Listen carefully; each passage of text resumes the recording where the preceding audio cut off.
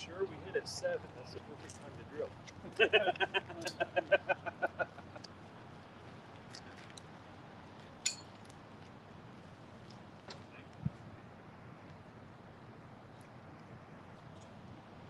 Hey guys, I'm going to wait until you guys get into the chat before we really start.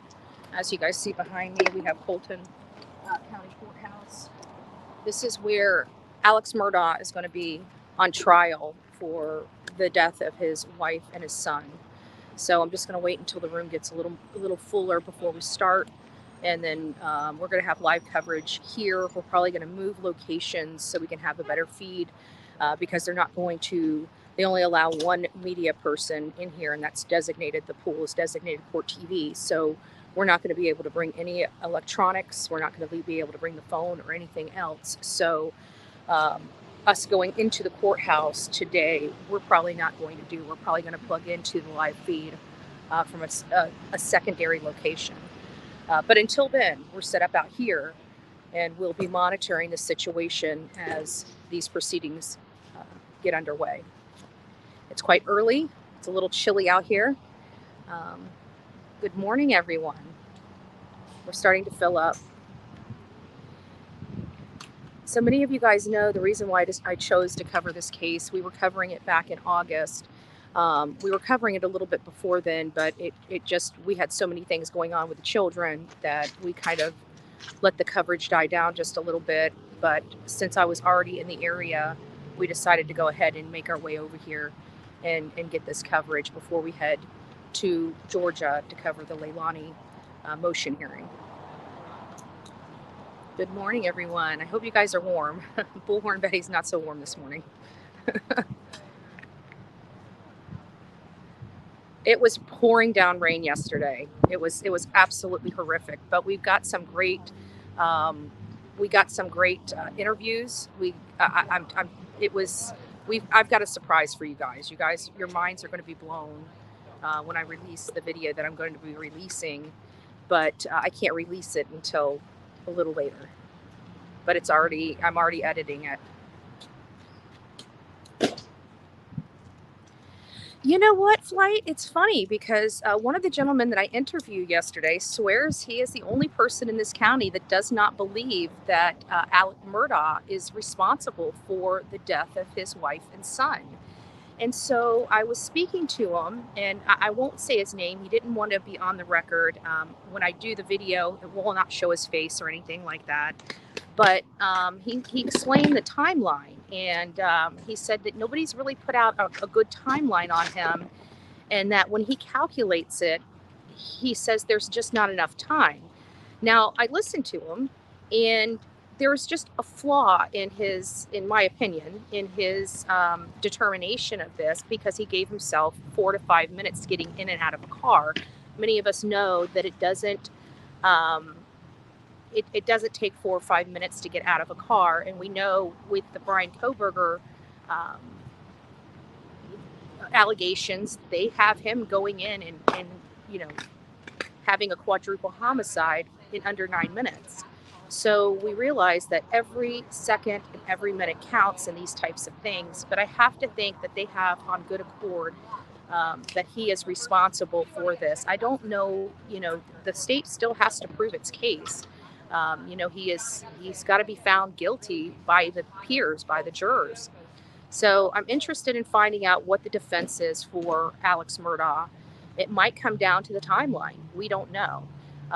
There might be some technicalities that may be brought up. We don't know. So we're sitting here waiting with bated breath, just like everybody else, to get this trial underway and find out the true details and the gravity of the situation, which has for the most part been, held close to the chest so he can get a fair trial. Good morning. Good morning. It's nice to see everybody this morning. It really is. So there's been a lot of information coming out, just to kind of segue away from this case just for a minute while we wait for people to show up here. But with Brian Kohberger, there's been a lot of stuff coming out and through People's Magazine about, a source close to the case, a law enforcement source close to the case. And I just keep searching everything, every being of me to find out that whole. I just don't see a law enforcement agency or agent violating a court order to speak to People magazine about a case that they really want to see justice come to for victims. And it just, in my heart and soul, I feel like that reporter is not being truthful. He is unwilling to share his source. We've had the Mad Greek restaurant come out and say that that's not true. None of that information that's being released is true. And I've got a question, is People magazine intentionally running articles to sell, whether true or untrue? Because for me, it doesn't have the semblance of truth. And I've got a problem with that. It's hard enough for media as is with trust issues, but and then again, like alternative media, like what we do, is even harder. But we try to be factual, we try to be truthful, and we don't wield wild accusations. And I don't know. He's had a total of, I think, 4 or 5, groundbreaking articles, and every one of them alleges a law enforcement source close to the case. I don't know. Reap what you sow. Yeah, I really do believe that they are lying. So I don't know. Take it for what you will. But I at this point don't believe them. It's just if it wasn't for the owner of the Mad Greek coming out and saying that that's a lie, I probably would still be thinking that it was truthful. We were running with some of the part of the story, saying, oh my gosh, look at this, right? But when you kind of step back and you look at the totality of the 5 articles written, it just, I don't know. He had life insurance on the whole household, even the cooks and housekeepers. Oh yeah, he did. And we all know about, what was her name? Satterfield, and what he did to her and her family. Oh, hey, Rick's Clicks. Nice to see you. I have to be honest with you. I am freezing. We only have a few, media's just now starting to set up out here. We got this one. We got a few tents this away. So, we're getting there. It's early. I've been up since 4 this morning. Yes, and just to remind you, everybody here that are here, you guys, we know all the rules here. Let's just act like adults in here. Let's no heated debates. We can debate the issues, but let's be kind to one another. Yes, it's very early. I'm exhausted, and not only that, but we just went over. Oh, thank you, Abby. I know, right? Thank you, Abby, for that. That's so cute. For those that, yeah, ta-da, I'm here. But we were just in North Carolina covering the Madalina Kojakari case. I've got some other content coming out. I got to meet the people, and I went by her school. I couldn't put the gentleman on the record. I could only take his sentiments and express them because, I didn't want to jeopardize his job or anything like that. He was kind enough to speak to me openly about the case, as long as it was off the record, and I didn't identify him in any way, which I agreed. And most of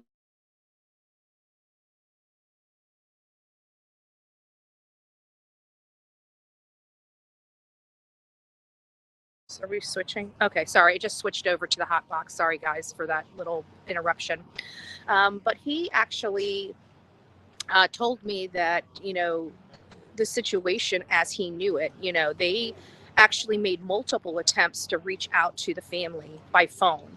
And then finally, after 10 days of her being missing, somebody, the school resource officer, went out to the home to speak to find out what was going on. And nobody came to the door. So I don't know what they said to the mom, but mom ended up going up to the school and telling him that she was missing. But that really wasn't until another, I think, 5 days later. And but the problem is when I went to the community, the mom doesn't leave the house. So she intentionally didn't answer the door when the school resource officer was knocking on it. This idea that she was, out somewhere. Apparently, she never left the house. She very, very rarely left the house. I also learned that Madalina wasn't even allowed to walk the neighborhood without her stepfather. So he was a very controlling person. He was very, very controlling. I asked some people, had they heard any fighting, yelling, screaming, and things of that nature, and nobody really knew. I mean, they knew that the girl lived. They just had never seen her. During Halloween, and where they go and you knock on doors to get candy and stuff, that house would never answer the door. So it just really starts painting a right, Abby. It really starts painting this picture of a household that was very riddled with abuse. I'm sure physical, mental. This is all speculative. Hey, Justice for All. This is all speculative in nature, but again, from the information that I was able to acquire with my limited time on the ground. Remember, I was only there for a few hours, and I have to say it's a little easier, to be honest with you, working alone. People who are not so intimidated. When we had the crew, the whole camera crew and everybody, 5 people deep, we did get people talking, but it was a little bit harder. But with me, people kind of just opened up a lot. I guess they didn't feel so intimidated by having one little girl come up and talk to them. So it was quite interesting. The bad part is little got on film. Usually when you have more people, you can distract them by, like, say, me talking with somebody recording behind me. And in this case, it's just me. So I got what I could. And that's about it. So we definitely have some people. I mean, media, there's more and more media coming out here. So we'll see how it all works. We might have some temporary issues with the hotspot because it keeps popping up that it found a new location. I'm not sure what that all means. So if we start having too much, I'll turn the hotspot off. Oh, thank you, brown chicken. The only problem is the hair. Like, the hotel, like all my hotels always seem to have a hair dryer. So I never bring my hair dryer. Well, I guess I must have found the only hotel in this community that does not have a hair dryer in the room. So my hair's a little frizzy this morning, but that's okay. You should have seen it yesterday in the rain. It was a hot mess. I was running all over here in the rain. We went out to Michael Smith. We went out to where he lost his life. I went to his gravesite. I had a private tour from a resident that was local here. It was unexpected, very much a surprise, but he took me. I didn't have to try to coordinate, get coordinates and stuff like that, because there were some major places here. So what was it? It was the area where Michael Smith lost his life in the middle of the road in 2015. We went to his gravesite. Guys, I didn't know this, but 3 months after Michael lost his life, his dad died. And his mother believes it's because of a broken heart. And then come to find out, there was a third headstone there, and it was his little brother. So, I mean, Michael Smith's family, or excuse me, Stephen Smith, I don't know why I keep calling him Michael. Stephen Smith's family has just been through pure hell. I mean, they've just, excuse my language, they have. So, give me just a second. I'm not sure why that's doing that. Let me make sure we're doing good. Give me just a second.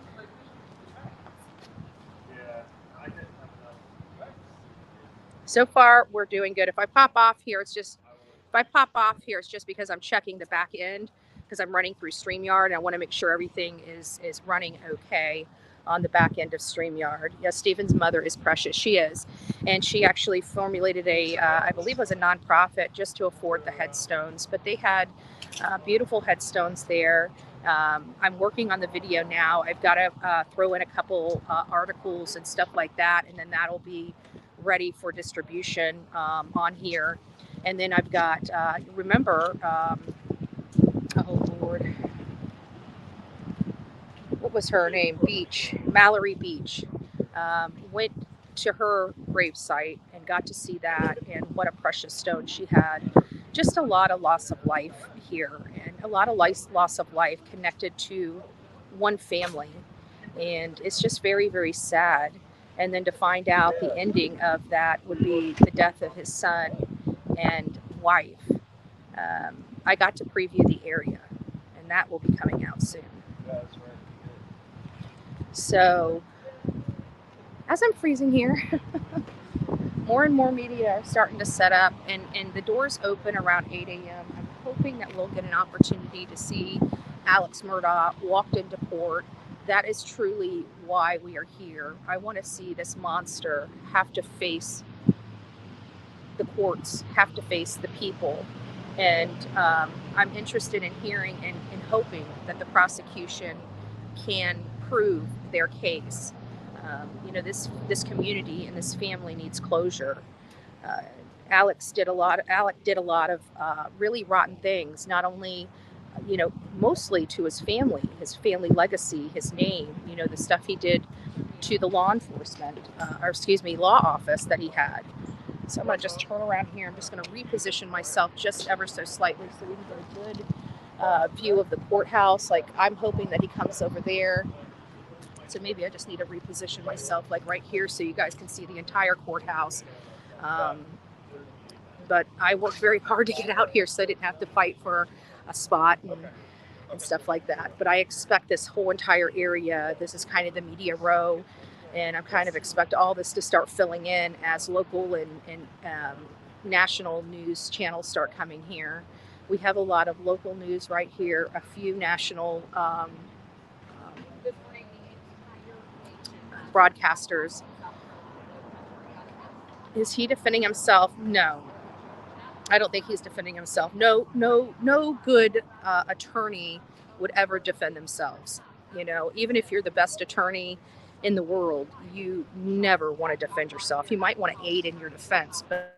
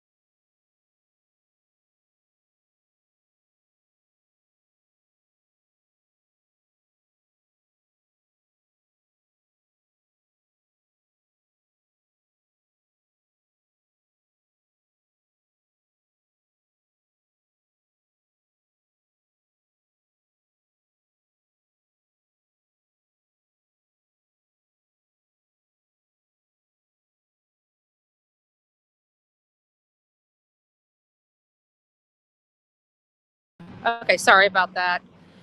I had to take a phone call, and apparently it kicks me off. Whenever I get a phone call. So usually it just picks right back up once I hang up.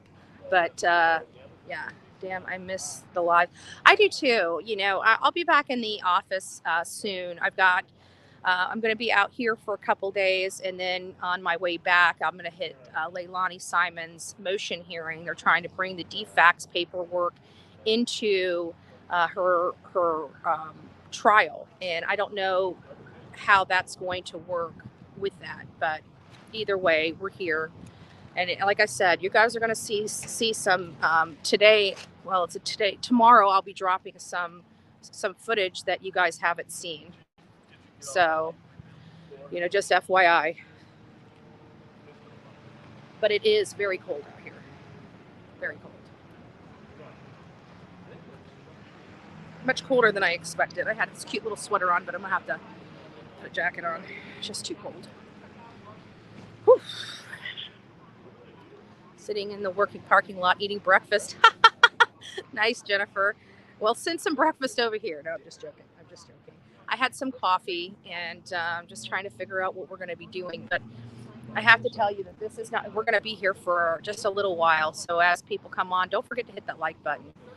We're probably going to have, I know that this particular case isn't as, doesn't have people's attention as much as like the Idaho 4, especially on YouTube. But at the end of the day, this is an important case. I mean, this is an interesting case. I mean, you're talking about Alex Murdaugh, pretty much seemingly had it all. He had the family legacy. His family was dominating in Low County for literally almost a century, if not over a century. I mean, his great-grandfather started their law firm in 1910. So it's just a lot of stuff here, from money to power to privilege, the perfect life, the perfect wife, the perfect family. And then you have this horrible fall from grace, where we're finding out that this man that seemed to have it all was, scheming to defraud his own clients. There was something with his housekeeper. His housekeeper had been there for years.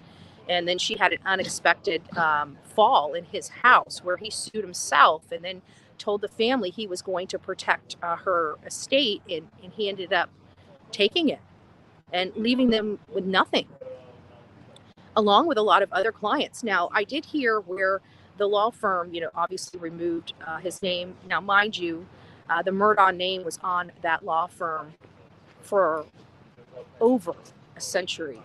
Their name has been removed from the law firm. That is what this man has done to his family. It is awful.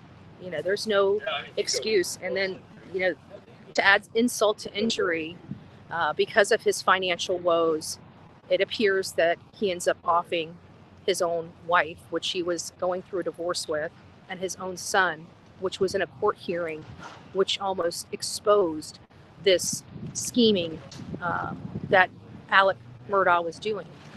If people don't understand how, it's very simple. So if you're new to this case, what had happened is Paul Murdaugh, when he was 17 years old, took his father's boat out.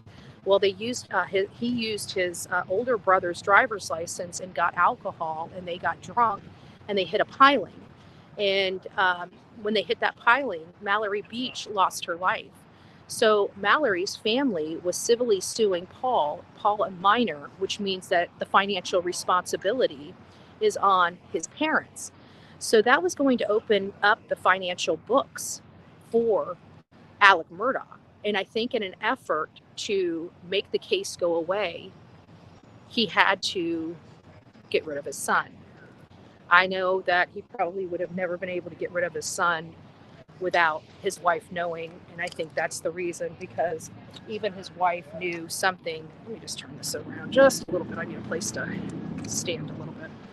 And so, and this is the weird thing, and this is another thing that the gentleman that believes he's the only person that believes Alex Murdaugh is innocent stated.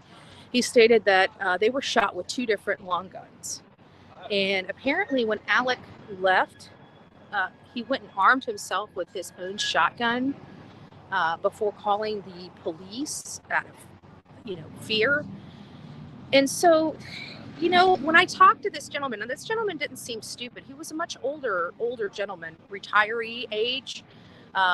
You could tell he had, physical mobility problems. And so he's not, he wasn't a stupid man. He was a very bright, smart, wise man. And he was talking to me about these things, and he said, do you know how hard it is to shoot people with 2 separate long guns? Oh, thank you, sepsis. I hope you're doing well, Em. I hope you're feeling better, and you're home, and you're in your own bed. I'm freezing. I would love nothing more to be in my own bed, but I like running away from home every now and again and covering cases.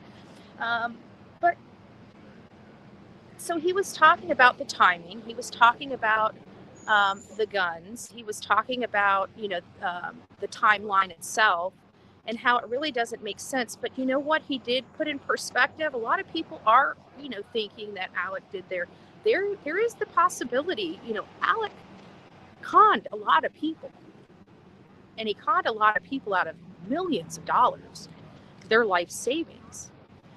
could it be possible? Could it be possible that, potentially somebody else did it? I guess.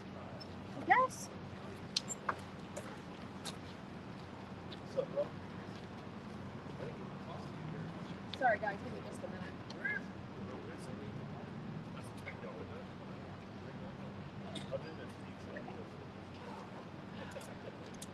Whew. I need some coffee. Coffee. Give me just a second. Let me mute this.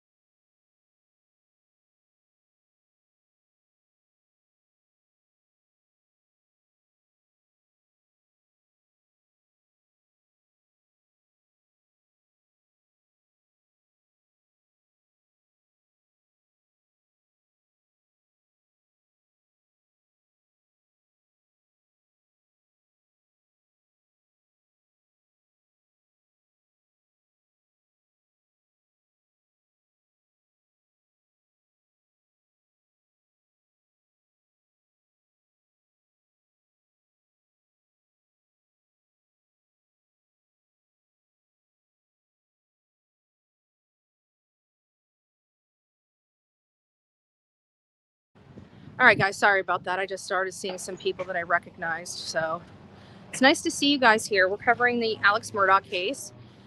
This is the trial. I honestly believe that this is like the trial of the century here. This has literally, for those that are just tuning in, don't forget to like this segment. We might actually move locations more in front, but I'm here because I'm hoping that we might be able to see him come in here, but I can't guarantee that. We're going to try. And then I will be moving everything around to the front of the courthouse, which is just kind of right over here, but we'll be directly in front and have an angle going that way. But for the time being, this is where I'm set up. So for those that are following this case, I'm going to run back to the car real quick because I've got the details. I accidentally left them on the seat. I didn't mean to. I thought I grabbed them and stuck them into the backpack, but I did not. I met you. Microphones?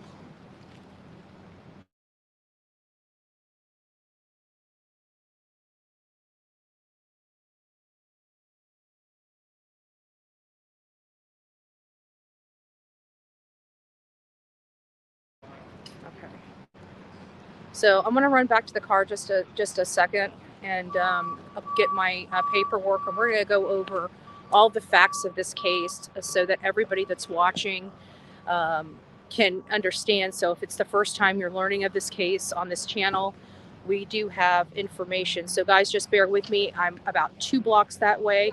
It'll take me roughly about 2 minutes to get there. 2 minutes, about 5 minutes. So you guys are just going to be looking here, conversate in the chat, talk about your theories, what you think the defense will be. Oh no, I'm very careful. There's so many people out here. There, nothing's going to happen. Like I'm leaving my life here, and so if you guys see anybody over here mfing around, let me know. But they'll be on camera. But everybody, I never worry about it when I'm out here with this many people. The camera crews, we all take care of ourselves, so, and each other. Yeah, I'm doing great. It's been quite the journey. If many of you guys were watching, I was in North Carolina covering a case. I'm in South Carolina. By yesterday evening, I'm in South Carolina, getting all the stuff and going around and getting some information for this case. And in a couple days, we're going to be in Georgia covering another case. So we just did a huge tour, of cases, and we're going to be considering. Yes, I am Kumi. And like I said, I'm seeing some faces that I recognize out here, but I've been everywhere. I didn't come here just for this. I was in North Carolina for a celebration of life, and I figured since I was already in North Carolina, I might as well, because it was only 2.5 hours away from where I was at, to go over and cover Madalina, which is not getting enough attention. We can agree with that. And she's still missing, and she's an 11-year-old girl, and nobody knows where she's at. I mean, I'm going to go ahead and, say that she's presumed dead. They think the parents did something to her and with her. They haven't come out to the public and said that, but we follow these cases so much. I don't have to listen to what comes out of their mouth. I look at their actions, what actions they're taking, and the actions that they're taking is one of, a homicide investigation. So that's what it's telling me, and that's what I believe is going on. But we will see. Thank you guys. You guys are so sweet. So let me run back to the car. We're going to go ahead. I'm just going to leave this feed up. I'm going to turn the microphone off because, these reporters don't realize that this might be a hot mic. So I just want to be respectful to them. So in case they're talking about something that they don't want people knowing about, I'm just going to mute the mic until I get back. Just okay. So that's the only thing that I'm going to do. You're not going to hear any of the noise and stuff like that, but I will be back. Give me 5 minutes. And if anybody comes into the chat, just let them know I had to go get some information, and so we can go over the facts of this case, and then we'll put it all together. And you guys decide what you're thinking and what your thoughts are. So, hey, Ricky, it's nice to see you in here. So give me just a moment. I'm going to mute the mic, and I'll be back here shortly.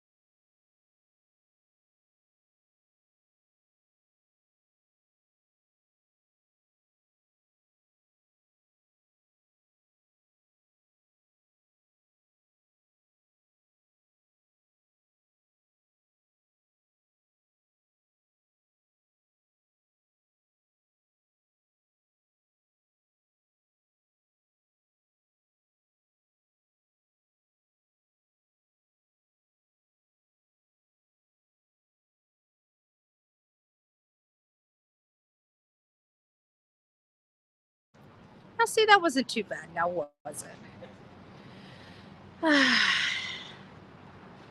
Oh yeah, and that's another thing. Going over the places that I was at yesterday in the pouring rain.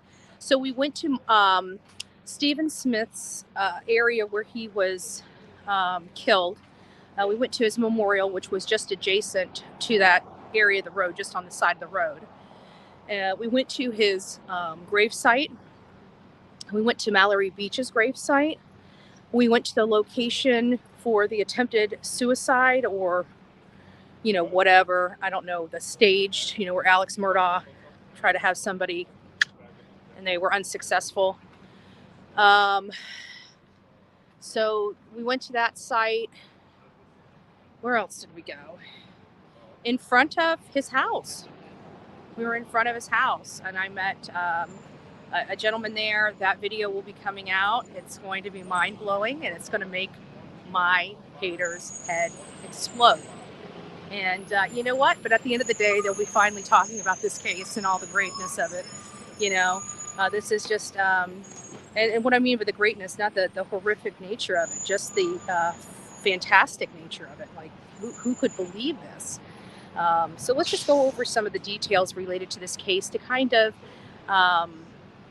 just let you guys know what all happened. So June 7th, 2021 is when Murdaugh called 911, and that was at 10:07 p.m. And he said he found Maggie and his son Paul near the family's dog kennels. Now, a lot of people are talking about these dog kennels. The dog kennels, they were pretty extensive. It's a lot of kennels there. And those dogs, for all intents and purposes, are hunting dogs. And so when I was asking the gentleman what kind of game do they hunt, is it deer, pigs? And I'm like, yeah, but they're mostly dove dogs. So they're the ones that go out when you go dove hunting. Yes, I did see him here, Courtney, but I don't know where. I just happened to see him walk by. There's a lot of faces out here that I'm recognizing right now. So anyways, I guess right on the farthest end of the dog kennels is a door, like an office or a storage, probably the storage for all the dog food for the dogs. And inside of that storage unit was where Paul was found. But Maggie was found like almost to the groves, some 300 feet away from where Paul was.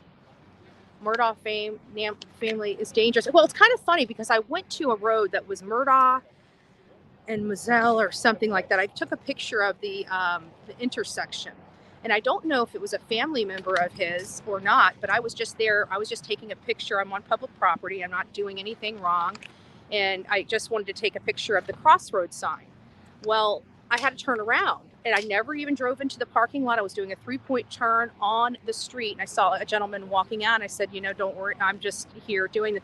And he's like, and he walks up to the car, and he's like, well, what you're doing, you don't need to do here. And I'm like, I'm not doing anything, And so I was being respectful for him because in case he was a family member, but if he was going to push the envelope, I was going to do a Bullhorn Betty and let him know what my rights were, and the fact that I was doing everything properly. And but I didn't have to go there with him. I just moved on, and I may go back there. I don't know, depending on whether my audio came in. I was having problems because I didn't realize I was leaving my vehicle on because it's cold out. It was colder out yesterday than it is right now this morning. And so I kept the car on. Well, I forgot to turn the Bluetooth off. So if I was too close to the car, the Bluetooth would pick up. But we have some protesters here. Would you guys like to explain to my audience what Stop Shield Ministries are? Let's hear from somebody out here. Yeah. So give me just a moment. We got a lady out here with some signs. So that says Save Our Children. God bless you. Thank you. We are protesting today to take advantage of the media exposure for stopping the pedophile rehabilitation facility that they want to put in Colleton County. Oh, wow. We've already submitted over 1,500 signatures to our county council. Mm-hmm. There will be more of us out and about today. I'm just an early bird. Gotcha. We need the community support Absolutely. nationwide.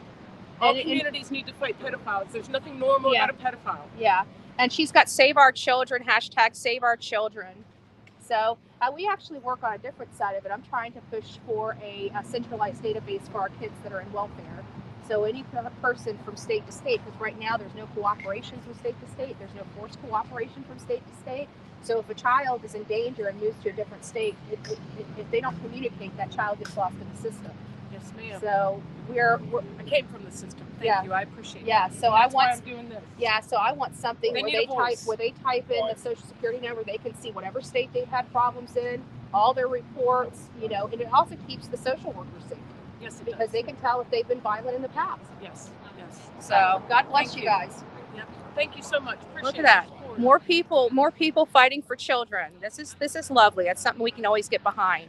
So yeah, I'm just very thankful for the people that come out here. They're taking an opportunity while they have this press circus out here to have their voices heard about this very important cause for them. So it's just an amazing group of people, guys. We are, it only takes one voice to start change. And, I hope they get as much media exposure as they possibly need. And when it comes to our children, Blue Horn Betty Channel will always give anybody doing good for our children the platform to do even better. So just to go through some of the things. So we know he was picked up then. Also on June 14th, the coroners revealed that there was multiple shots. So they weren't shot just once. There was multiple shots. Whoever,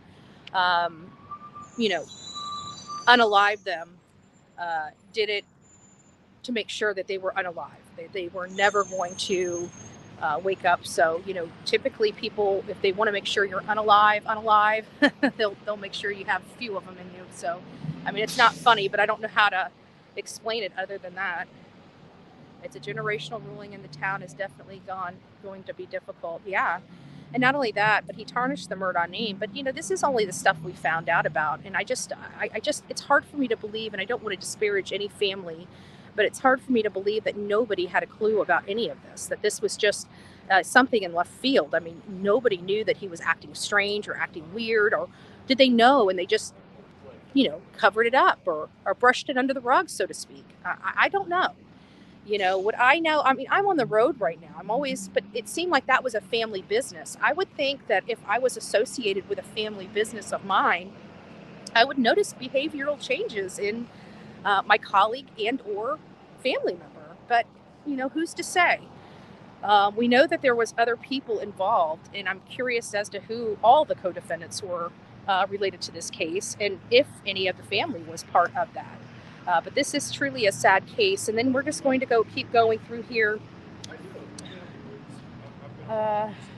So September 4th was the roadside shooting in Hampton County. And so that was the one that it was right in front of, I think, St. John's Church. I was there yesterday. We've got that content. That content will be coming out.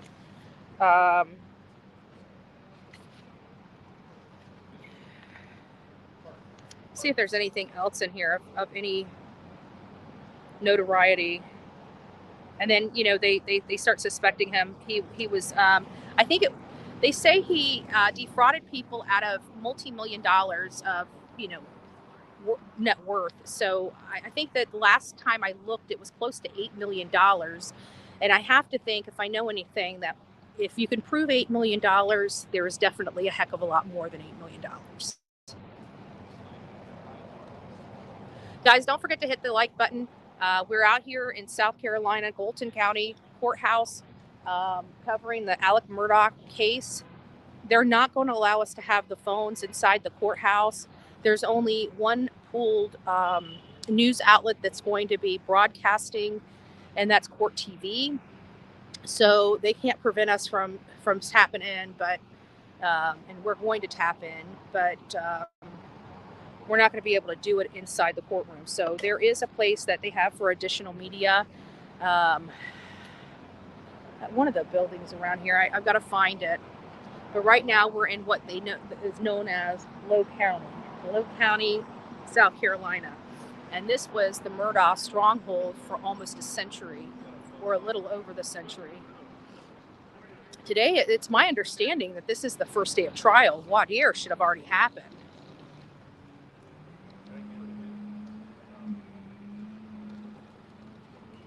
Yeah, in this case is crazy. I mean, and it started, like I said, his Gloria Satterfield was his housekeeper for several decades, and she lost her life falling down, reportedly, allegedly falling down stairs. Now, guys, mind you, even Stephen Smith's death was ruled accidental. They have since all of this has happened, they have opened that case up because at the end of the day, it is alleged that Stephen Smith was seeing Alec Murdaugh's son, his oldest son, the only other surviving heir he has in his immediate family, and his injuries were not consistent with being hit with a hit and run. They're just not consistent. So.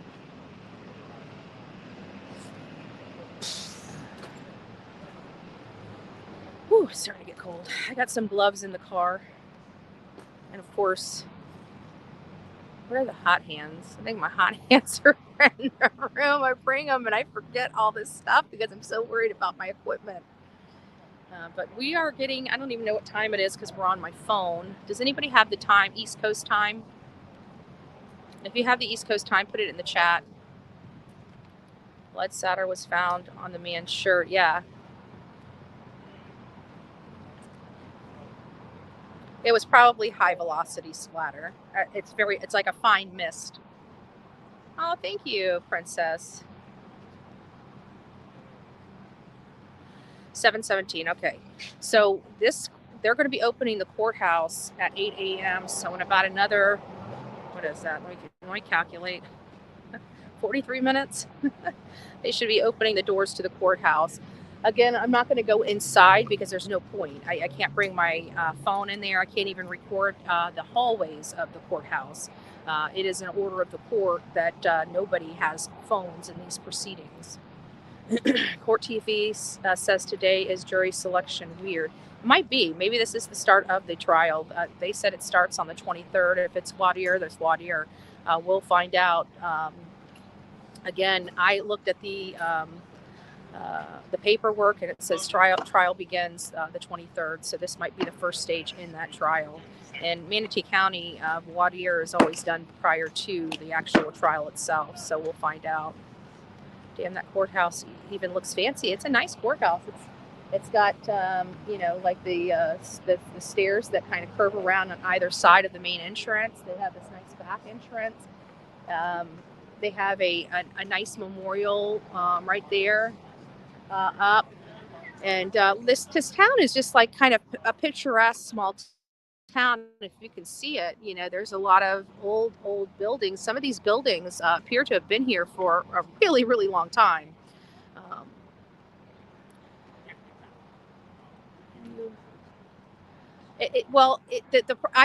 What I'm going to be doing is I'm going to be taking my stuff. There's another setup for overflow media that's off location, but it gives us the live feed for this trial. And that's kind of what I'm trying to bring to you guys is the live trial. I can't bring my phone in the courthouse. Only one outlet is allowed to have cameras in the courthouse. And so they're the only ones that can provide the live feed. So the live feed is actually at a separate location. And I'd rather have a live feed than going dark and being inside a courthouse where I can't even tweet and tell you guys what's going on. So we'll see what's up.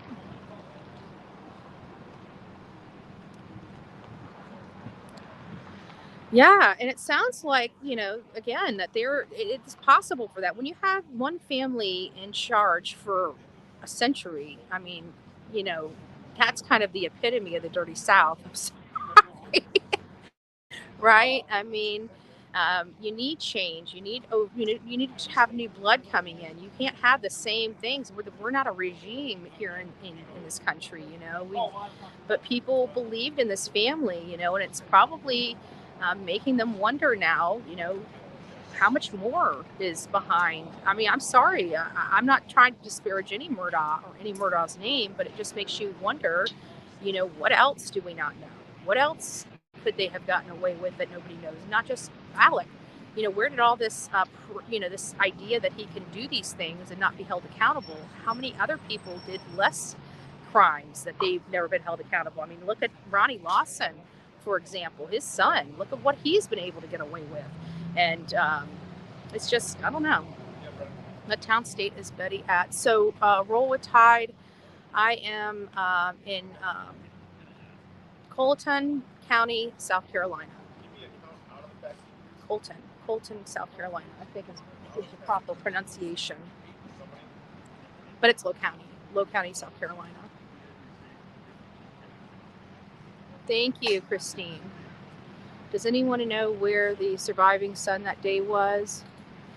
It's a good question. I'm sure they do. I don't know, and that's interesting because I'm curious to find that out as well.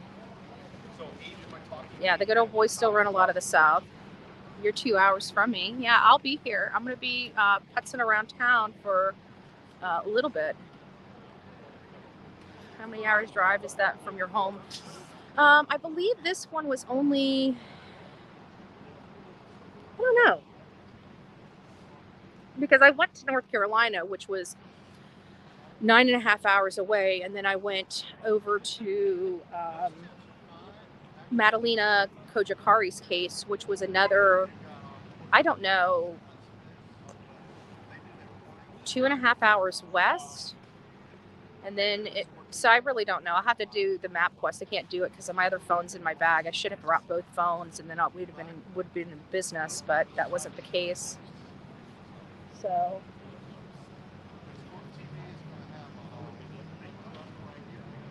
just Samantha, I have seen him walking around here.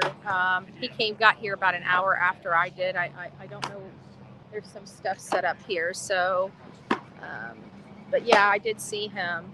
Actually, I found out he was covering this case like everybody else from a freaking, I was sitting in North Carolina and I get this notification and it's for JLR. He's outside of South Carolina. I'm like, oh Lord. You got two heavy hitters out here. And I did see him wandering around somewhere. Yeah, guys, we only have 87 likes. Get those like buttons up. We are running live today. We are running live right from the courthouse, the Alec Murdaugh case. And if you guys have not looked into it, let's just go over some information. So apparently June 7th, 2021 is Alec Murdaugh was already under investigation prior to the death of his son and wife. He was already under investigation for fraud allegations associated with the boat accident with his son. And I don't know how all that, everybody's saying that didn't play into it because he was already under investigation and stuff, but I kind of beg to differ. But there's been a lot of deaths. So in 2015, Stephen Smith, which was, we'll call a best friend of his older son, was, run down in the middle of the road after running out of gas. So his gas tank was open and he called his mother and then he was walking, and so everything like that. Give me just a second, guys.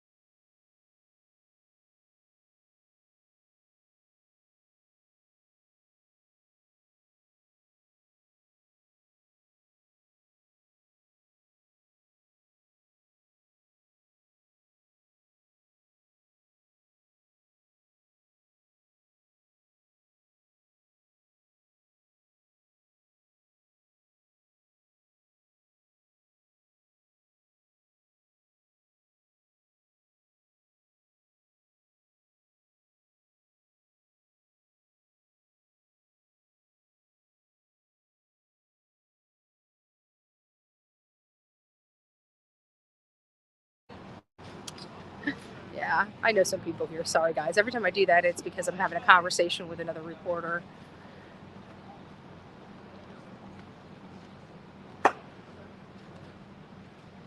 Yeah, and they did exhume Gloria, but it's crazy because like Gloria's was it was accidental, and so was Stephen Smith's, and they have since this whole thing with Maggie and Paul, they have since opened those investigations.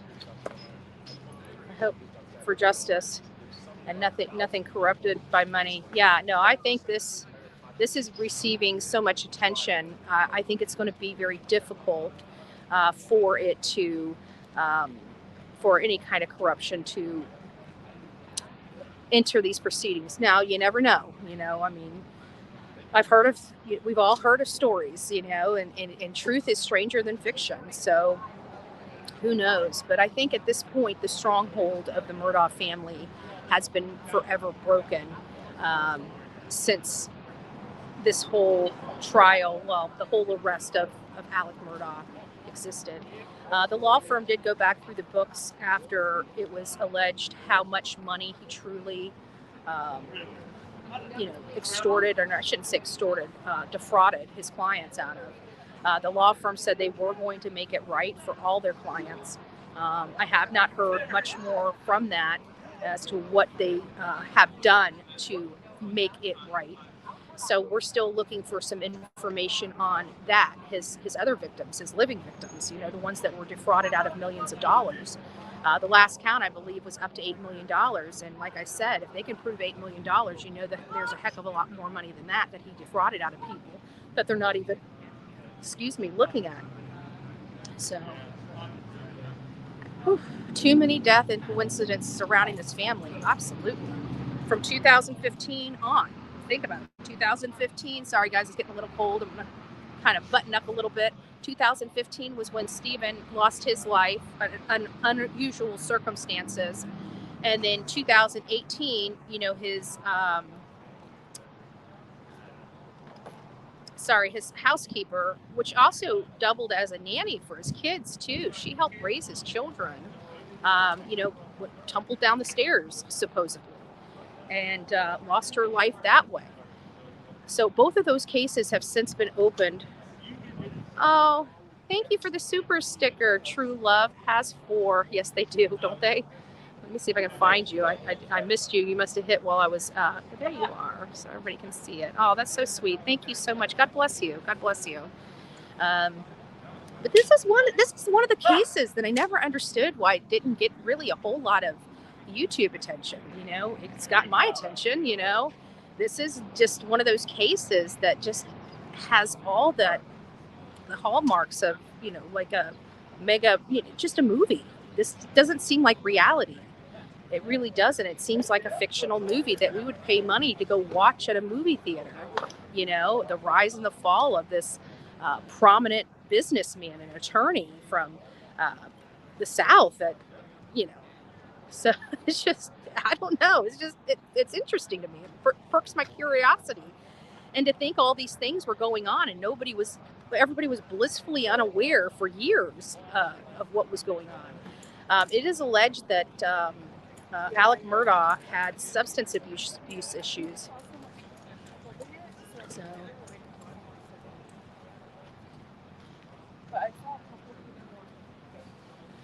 Whew, it's cold.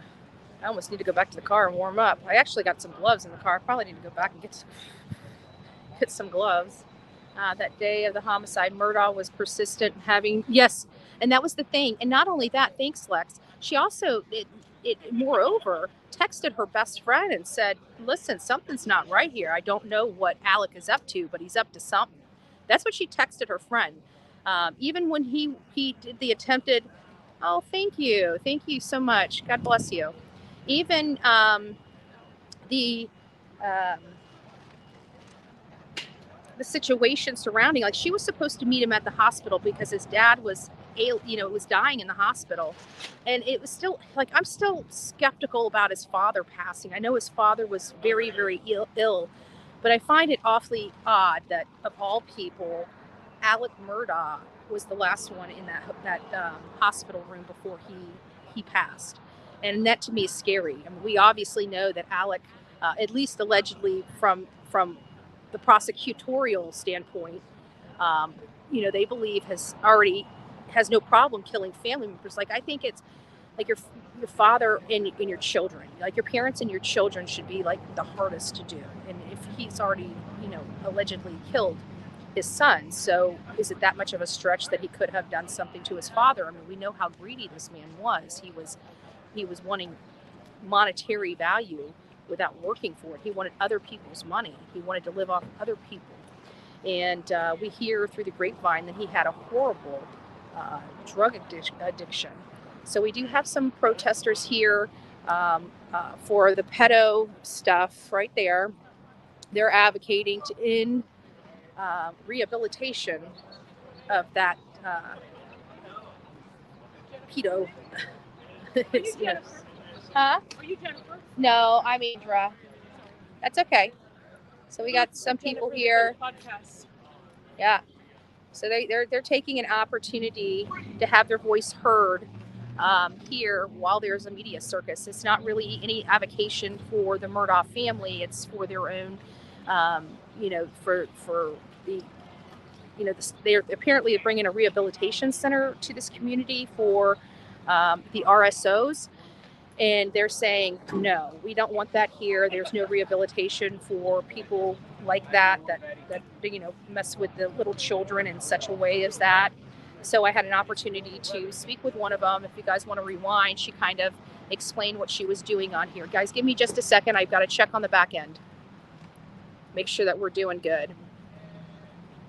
I hopefully you guys can still hear me. I'm just still. And I have a funny feeling as more media gets out here, we're still doing great. Awesome, guys. You guys are doing awesome. But I'm sure I brought my own hotspot, but I'm sure as more media comes out here, the bandwidth is going to start dwindling down for the little people, right? We don't have these big trucks. I wish I want one of those things right there. You see those things? Those trucks with the satellites on them. That's what we aspire to do on this channel eventually. I don't know how much that's going to cost, but it looks very expensive. I gotta get my glasses on. My poor little blue eyes can only handle so much sun, and the sun's starting to pop up. But I have to tell you, it's a little cold out here. There we go. Oh, I can see.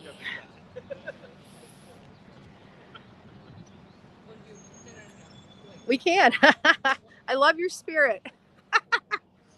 We will get it. I actually started looking and pricing out better videos. I mean, for the lives, the phones are fine. But when you really need to get up, like we got some microphones, but we can't even like zoom in on StreamYard. So I don't know how. If we could find a way to zoom in, we wouldn't have some problems. I can run 4K right from my iPhone, but it's the Zoom that I'm having issues with. And so I'm looking into cameras that I can run, and it's going to start getting expensive, but as we grow, we're going to need certain equipment. But it's not stuff we need right now. We're not at that stage yet, but we will. And once we do, we're going to be doing some broadcasting, actually live broadcasting from broadcasting equipment. But with every new thing, we have to do it in steps and stages. It doesn't grow overnight. We didn't build the channel overnight. It's not going to grow overnight. So it's a little cold. I mean, it's not near as cold. This is doable. It's not near as cold as when we were in Idaho. That first day in Idaho on our first trip, that was so brutal. My poor little hands. There was nothing that was keeping these hands warm at all. Oh, I love you. Thank you. True love has 4. Thank you. God bless you. I appreciate it. God bless you. So we're just kind of waiting here. I don't know when he's going to come in. I don't know if he's already came in. He could have come through the back way back here. We might be set up in the wrong spot where we can't see. I'm sure. Since I don't see JLR around here, I'm sure he's lurking in some bushes somewhere. I'm just joking. I'm just joking.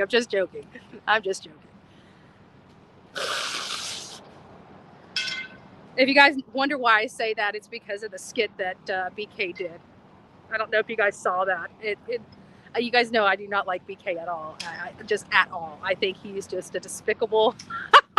YouTuber on here that exploits cases and exploits families for profit.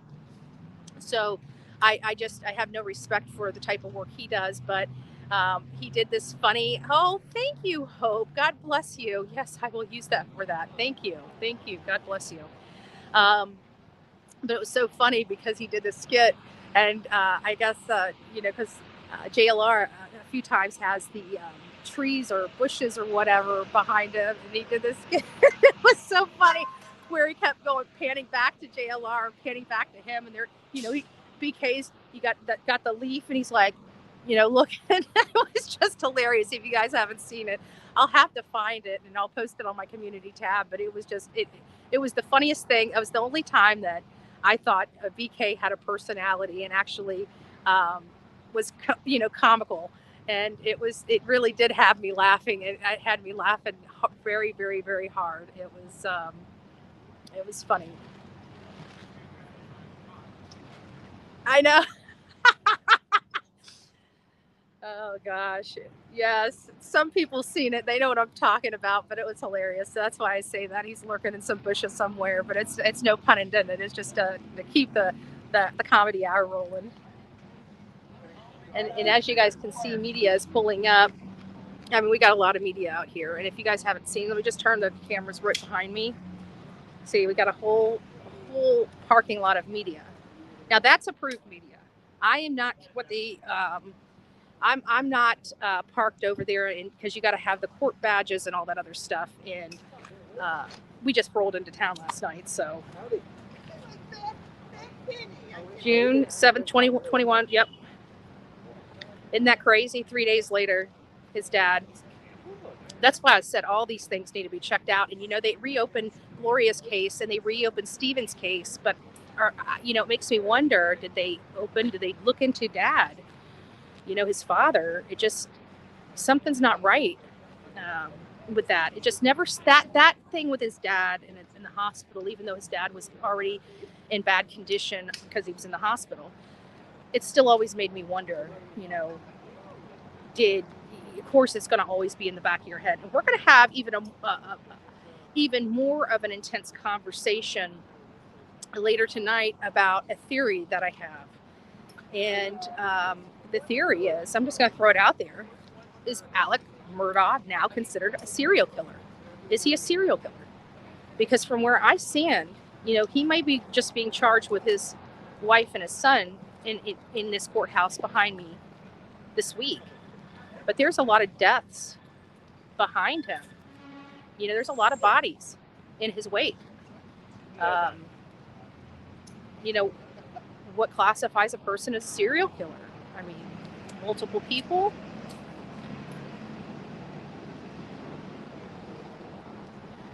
Let's see what we got going on here.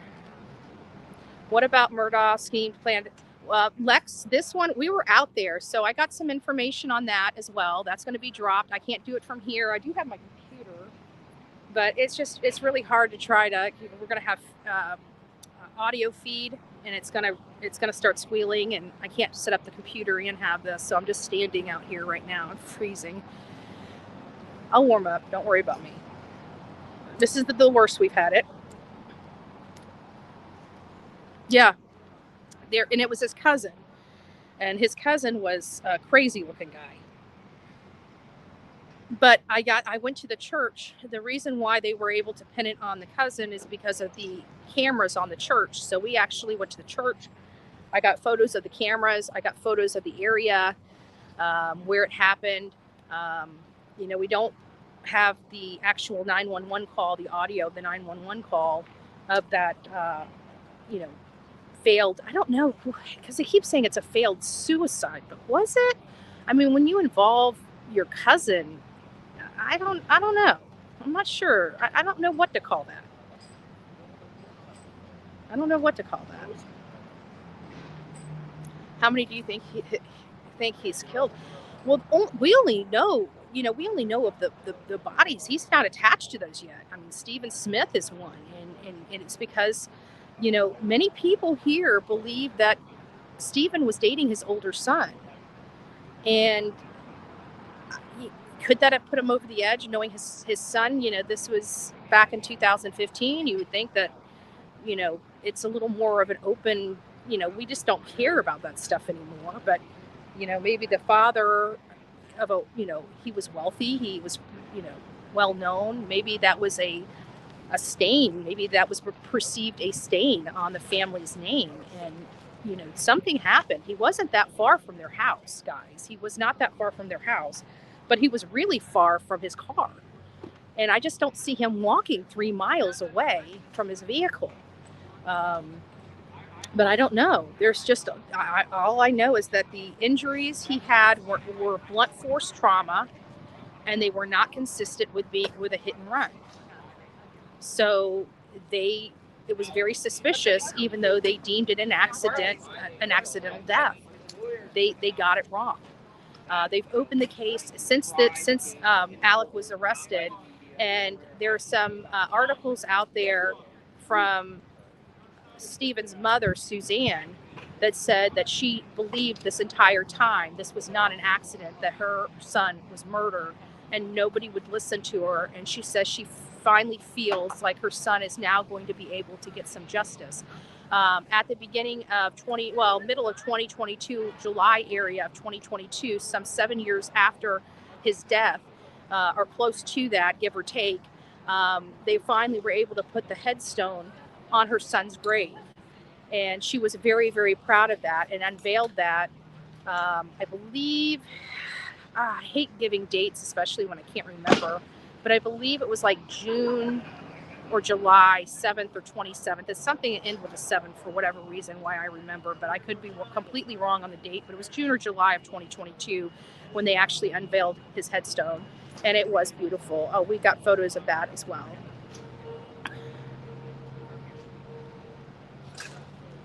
Oh, are you serious? Oh, I believe it. This is such a small community. There's a lot of people here, but it's kind of rural.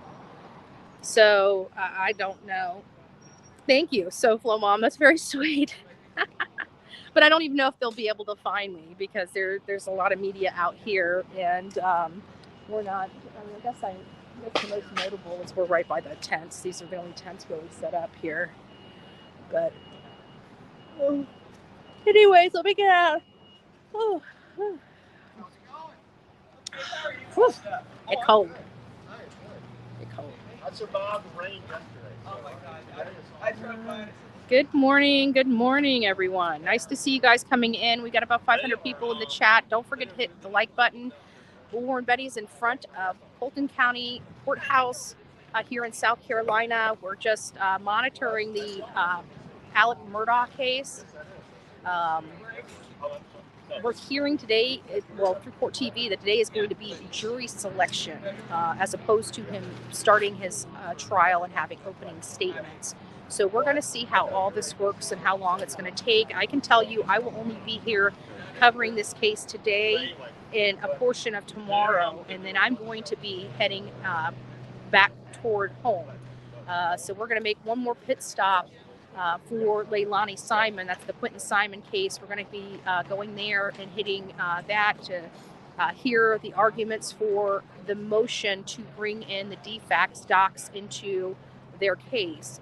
I did read the response, the motion to deny them bringing in from the state, and they're basically saying that this is confidential information because it is underage children, and those details that have historically been confidential and private and kept out of the public eye is now going to be brought into a public case, exposing those children and details of those children to the public that the state is saying is no business of the public. However, Leilani Simon's attorney is basically saying without these documents, we're not going to be able to get a fair trial for her client.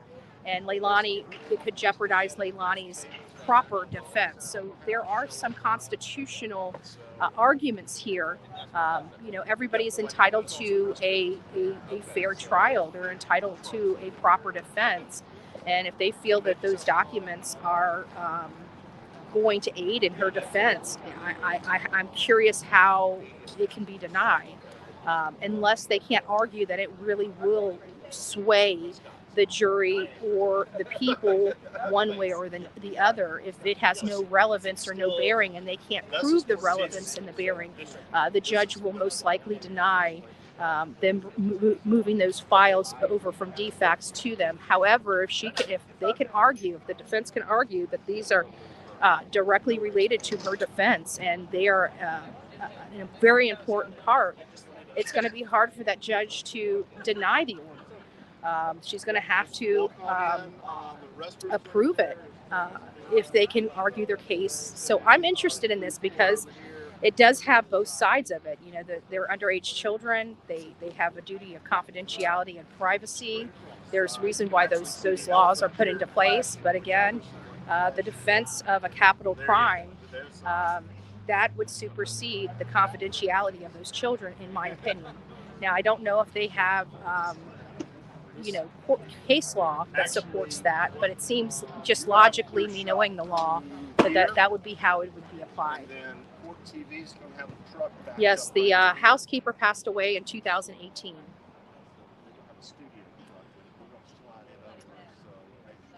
And don't forget to hit the like button as you guys start filling in. I don't expect this to be, our thousands and thousands of people in here like we do with the Idaho 4, because the Alex Murdaugh case it never really got a whole lot of traction on our platform for whatever reason, but it's not going to stop me from covering it, because this is, for me, it's like the craziest, insane case I have had the privilege of covering. I mean, this is like something straight out of something you would expect in a movie, but definitely not in a small town here in Low County, South Carolina.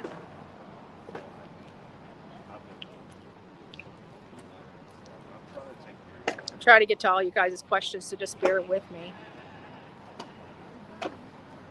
It is. That's what I'm saying. That's what I said, Miss Lee. Yeah, absolutely. It just seems like something that you would find exactly on a Lifetime movie. There will probably be a Lifetime movie out soon about this case.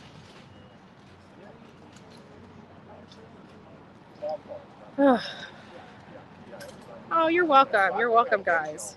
It's actually, it gets me. It's been actually a great trip so far. We were able to do a lot on this trip, not just cover one case, but we're actually covering and updating on 3 cases. We were able to bring some more attention to Madalina Kojakari, which is an 11-year-old girl that's missing in Cornelius, North Carolina. And I spent a few hours out there yesterday speaking to the community, going to her home, going to her school. And some of the information I found was concerning, as you can imagine. And very thankful that I was able to go down there, because it did clarify a lot of information. And that information will be coming out. I'll be making sure that we discuss that case more in depth. And then we have this case, which I'm just covering for a couple days, and I'll be down in Georgia on the 24th.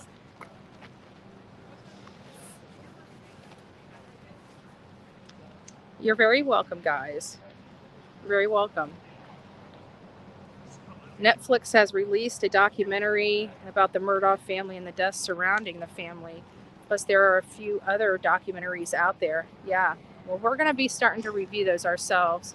Yes, he is. I did see him. What time is it? I saw him like around, I think, 7. But it was I just happened to see him because he had that, he always wears the press and media stuff. So I just happened to see him walk by, but I was already live. I couldn't really say hi. He's around here lurking somewhere. This is going to be starting soon. What amount of time is on the docket for this case? Good question. I reviewed the docket, but I didn't pay attention to how many days this is going to last or anything like that. We'll be finding that out. I'll have more information later. I was looking at the docket and making sure that we had the right date, time, and we needed to find out what we had to do for media, because they have a pool, a media actual order from the judge and what have you. So we just wanted to make sure that we were following all the rules, respectful, and so we can participate in this, and that's what we chose to do. So I'm just going to move out of the screen just a little bit, guys, and I'll be back with you. I'm going to turn off the microphone because I am stepping away from here and I don't want a hot mic for these other reporters. So just bear with me and I will be back.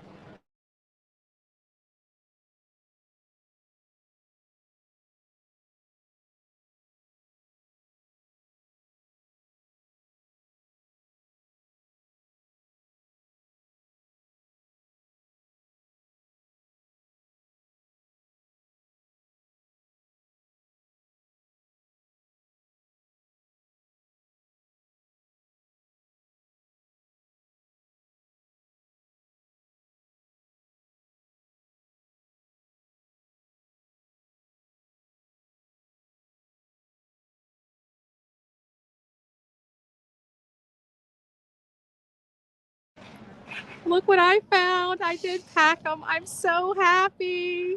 I'm so happy. We got some hot hands. So yeah, I'll be right back, guys.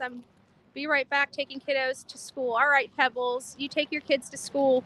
I'm gonna make one more walk back to the vehicle to get my gloves out. I'll be right back with you guys. Just sit tight. Again, I'm just going to kill the microphone so we don't have a hot mic, okay? We got a lot of media out here, and I just don't want anybody, sometimes they just talk and they don't realize. So just bear with me. It's just a respect thing, so I hope you guys don't mind.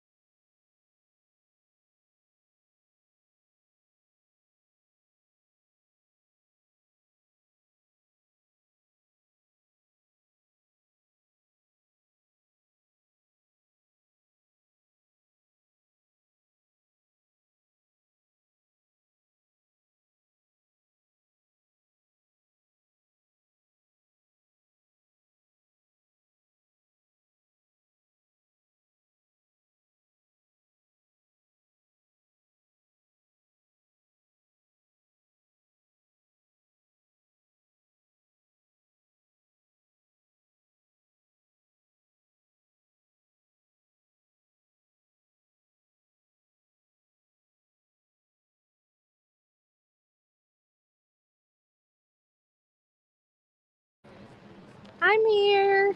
I just had to go get some gloves and we found some hot hands. Yay. There's some crazy walking around about Yay. It's cold here in Iowa. Well, it's cold here in South Carolina too. Yay.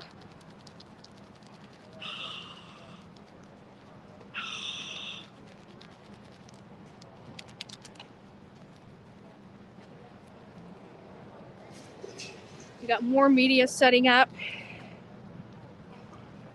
We got people already in line. I don't know if you can see them behind me. They're getting in line. I want this thing to start warming up. I love this red jacket on. Yeah, it's my Hard Rock. I bought this like, I don't know how long ago. It was like forever ago. I think 2006, 2007. It's been with me all this time. I actually stayed at the Hard Rock for like a week in Tampa on one of my sabbaticals. I didn't gamble either. I went there because I just wanted the scenery. I loved shopping there, and I loved their room service. So I went there basically to be catered.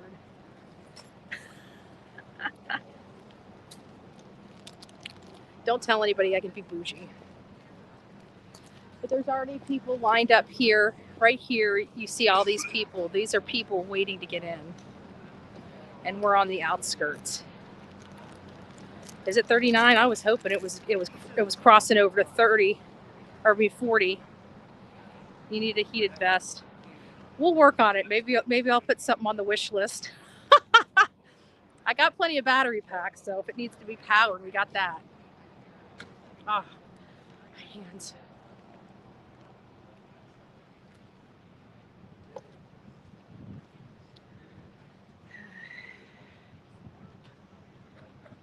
I'll look for heated vests and put them on the. I wonder if this will work.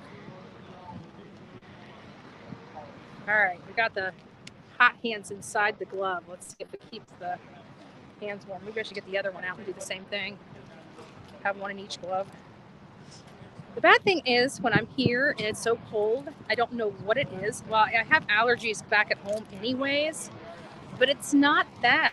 It's like the cold weather. It just makes my nose run.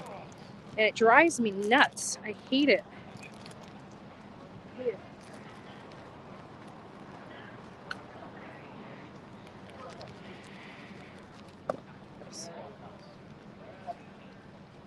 Trying to leave any trash in here. I don't like people knowing we were here. So we always take everything with us. Linda Lou, it's so nice to see you, honey bunny. Nice to see you. Coffee Club. Yeah, we got a great group here. Look at you guys. Look at you guys supporting.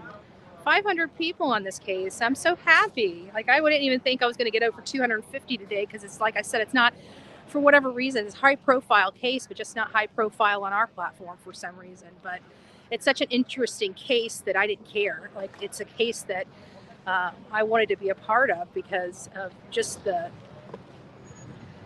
I can't believe this is really happening, perspective of it. Has the Murdaugh been in custody the entire time? My understanding is yes. Yeah, he's been in custody for a really, really long time. Snuffers, nice to see you, honey. Ann Horn in the house. Ann, I'll be seeing you soon. I'll be seeing you. I forgot to let you know. I'll be in town sometime tomorrow. I'll be in town sometime tomorrow. Don't know when.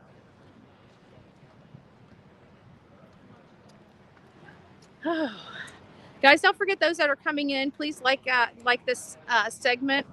Again, we're out here. Got my hot hands and my gloves. We're doing good.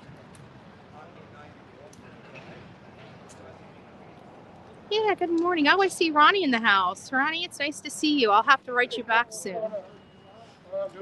Heather B. Beachy, nice to see you. Yeah, I'll be there. You're going to see me really soon, sooner than you thought. Sooner than you thought. I'm yeah, because when I looked at the February, her going for whatever she's going for in February. I think it's the pretrial or preliminary hearing or something like that. I'm not going to be. It's falling on a date that I'm going to be out of town. I'm not going to be there. So I was really upset because we thought it was going to be June 12th, or not June 12th, January 12th. It didn't happen then, and so it moved to February. And now, they have this motion hearing. So I figured, what the heck, I'll go ahead and get there. So Buffalo, Tennessee girl, guys, I can't put your stuff on. Oh, it is working. Hold on. There we go. I didn't think these worked, but I guess it does. Murdaugh's charged with murder of his wife, Maggie, and his youngest son, Paul, on November 22nd. Yeah, he was charged with that. But they actually passed away on June 7th. So I'm glad they finally got it. Hello, Texas Wild One. Nice to see you. Reap what you sow just said something. I missed it. Hold on, I'm trying to get to you. Betty is coming to Savannah. Yep. I'm coming to Savannah, baby. I'm coming to Savannah, and I can't wait. I've already got people knowing, and we got our protesters here. They're using the platform to... Can't see. Can you guys see them? I got the sun right in my eyes, making it almost next to impossible. So they're trying to keep the RSOs out of their community housing. They don't want a shield law for RSOs, and these are not just just any RSO. These are the ones that are RSOs because of children.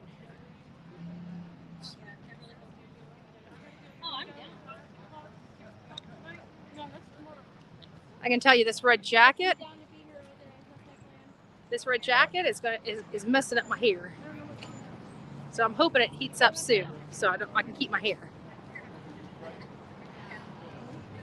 Oh, I'm so happy these gloves are working on this phone.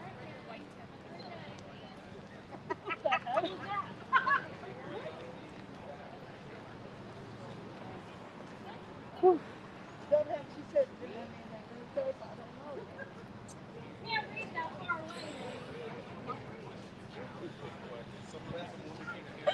Could have paid that 7 mil bill with the 8 million. Yeah, but the 8 million he fraudulently stole, from what I understand it was utilized on. Okay,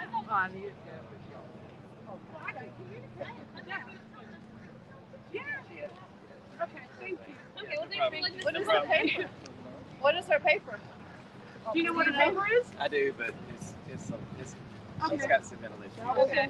All right. There's our... Here we go. Trying to end community housing for the RSOs that diddle with children. Good morning, Mendel. Nice to see you. Karen G, nice to see you. Betty, tell Brian Enton hi for me. He knows me. Oh, he knows me too. He sat out in front of Kathy Petito's house with me for over a month. So I have not seen him here. I haven't seen any News Nation heads here, to be honest with you. I know just about every one of them. I know we have like ABC conglomerates, Fox News, but they do have WCLC or JCL or something like that, which I believe is a parent or sister company or an affiliated company to News Nation. So they may be getting the feed off the local news as opposed to sending their big people out here to cover this case. This case deserves the big people. I mean, come on. Who would have ever thought? He's there. I saw him there a few minutes ago. Brian Enton's here? He might be down. Let me go walk. Down.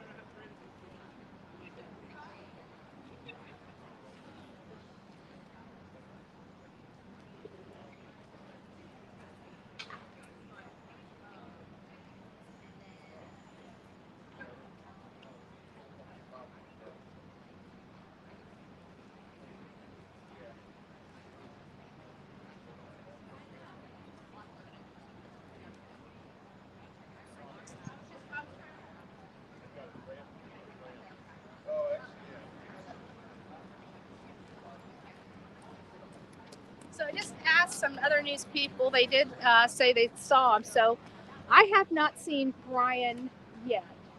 But as soon as I do, I'll be sure to go over and give him a big hello from the Bullhorn Betty channel.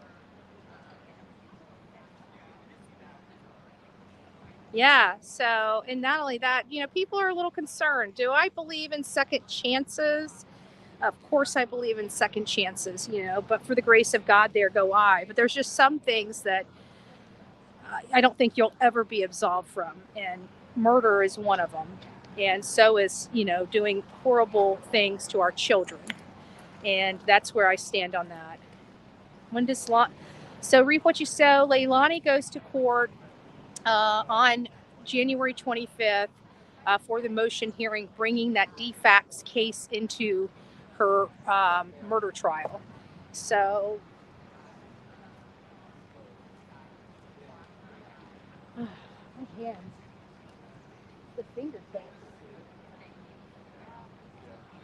I wish I would have been paying attention. Yeah, I just didn't see him.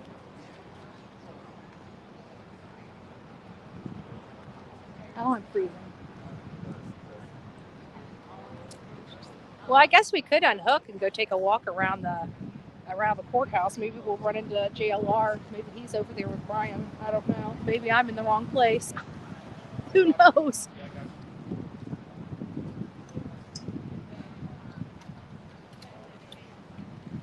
But you guys are going to want to see this video I got. And like I said, it's going to enrage the cockroaches. Enrage them. And you know what? That makes me so happy. It surely does. It makes me so, so happy. He was with a girl in jeans and brown jacket and white fur.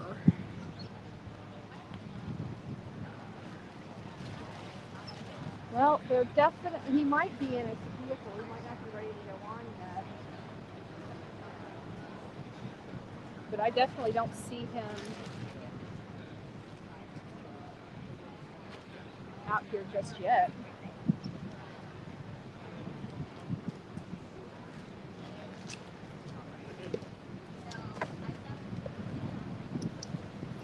So, you guys want to undock?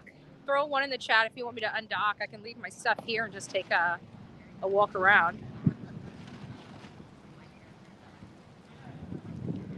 Oh, did we get a new member? I missed it. Oh, thank you, Sarah. Thank you. God bless you. We love our new members. We are a crazy bunch. I got to be honest with you. Look to the other side of you.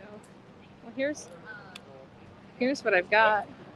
I mean, this is Media Row, and media is like down here and down here. But just because he was here doesn't mean that they're set up just quite yet. Because there's still a lot of people walking in right now getting set up.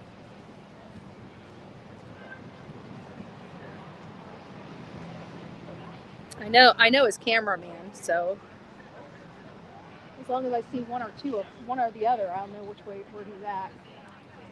But usually the way Brian is he'll get out, do a little skit, and like when it's cold like this, he'll go sit in his truck until he's ready for his next come out. So he may have been out and may be back in his truck staying warm.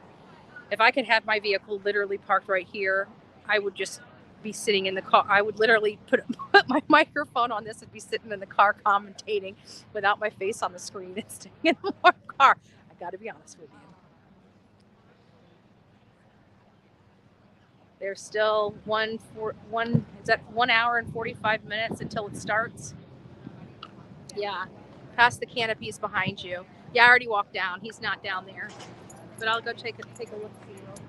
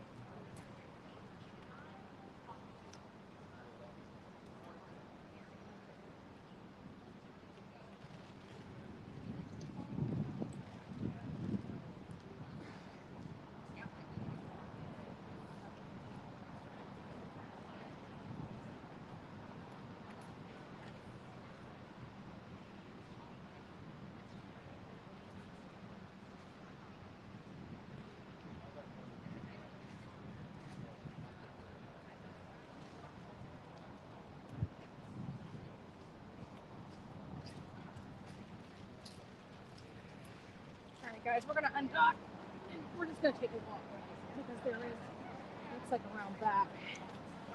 Looks like around back might be where we need to be anyway. So I'm just gonna leave the tripod here and we're gonna do the step.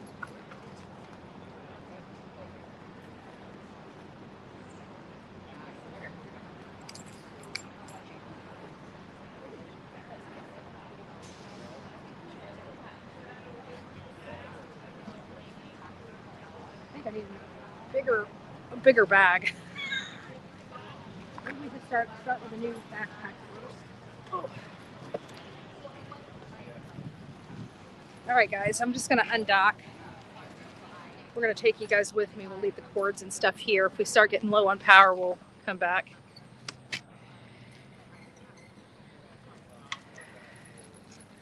The problem is that I foresee is that I'm not going to be able to bring my hotspot. You know, when I'm going to unplug the hotspot, it should have battery power for at least a little while. Check it. We're 100% on the battery pack, so let's go ahead and we're just going to undock. Oh, I'm turning you. There we go. We're just going to undock. We go behind all this stuff.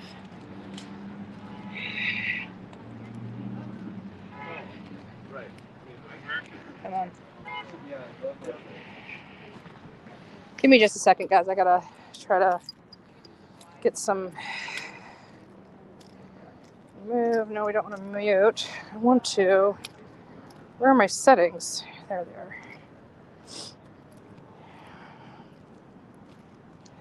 There we go.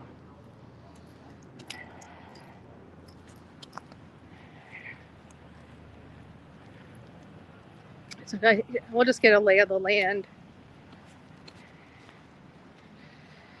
here. Let me make sure we're doing okay on. So it appears that they're letting the lawyers come in here. I just saw one go in. We're gonna go start walking.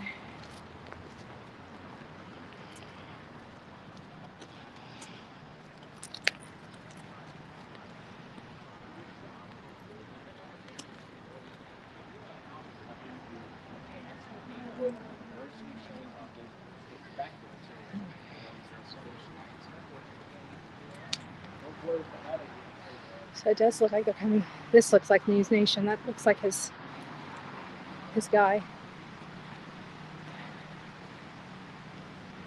So they're over here. Howdy, howdy.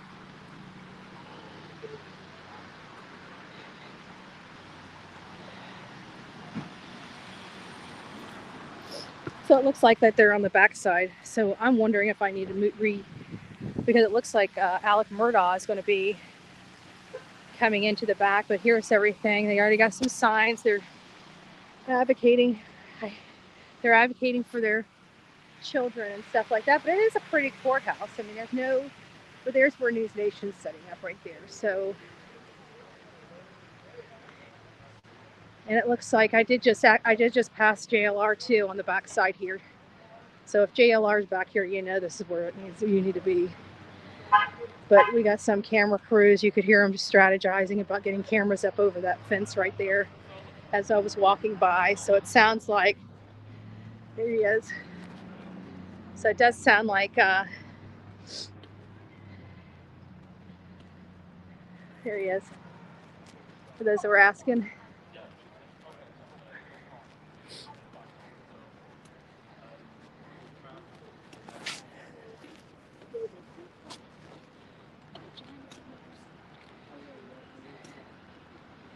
So it makes me wonder if like right here is where we need to be setting up, but I don't know if they'll let me.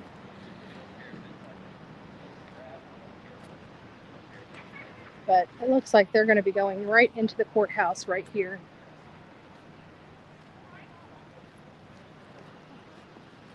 Let me go over here and ask this.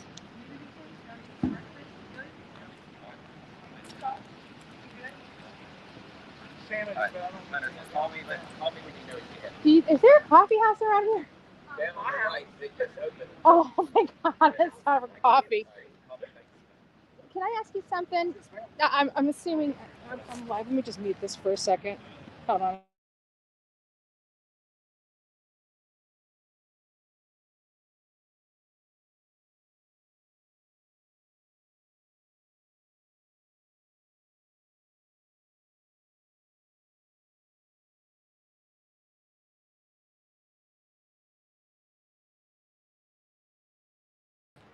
All right, guys, I'm gonna move.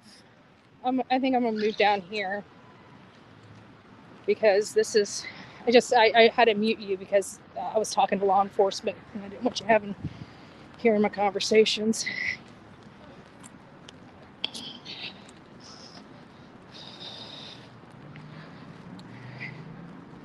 All right, let me turn you guys around.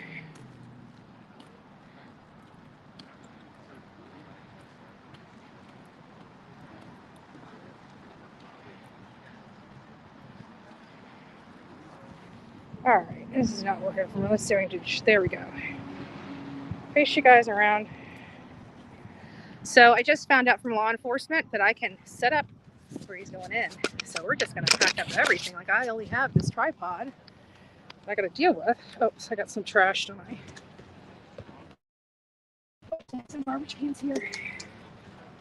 Let's go down. Let's go around where we need to be set up.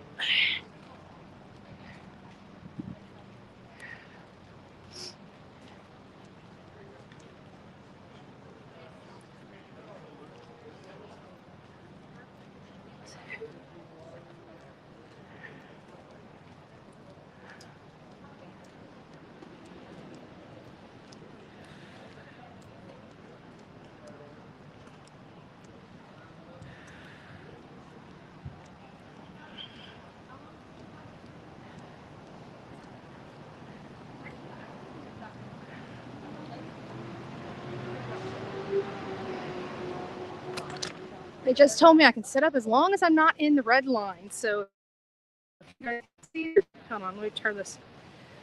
I don't know if you can see it. See that red line behind me? Well, there's a box. So they said as long as I am not in that, I can set up where I want. So it looks like they're going to be coming in here. And this is where Murdaugh is going to be walking in. So hopefully we have more of an advantageous spot now that we kind of got away from the media row and things of that nature. Whew.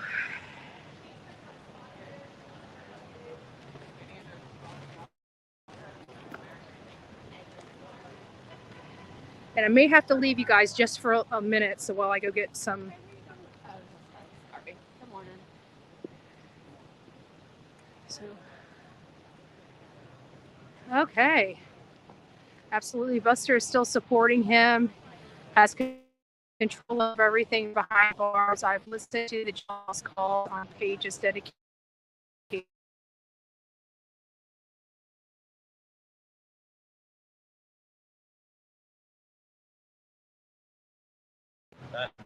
Hold on.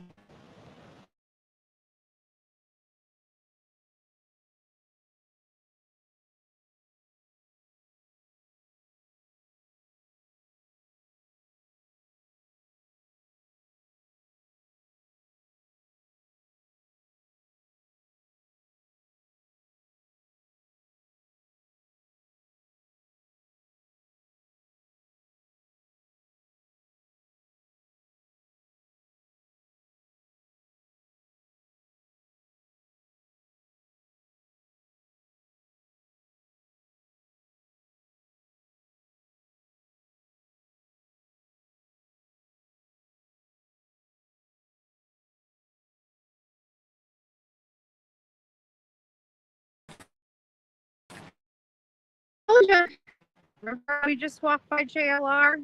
I guess he saw me. He realizes I'm here. He just called and said, they're going to come in right here. He's going to come in right here. And I said, I looked over and he waved at me. So he's like right down there. Right down there is where he's going to come in. So I'm going to go ahead and get my stuff set up before too many media outlets get there. Because, you know, they like pushing us little guys around. They just don't realize.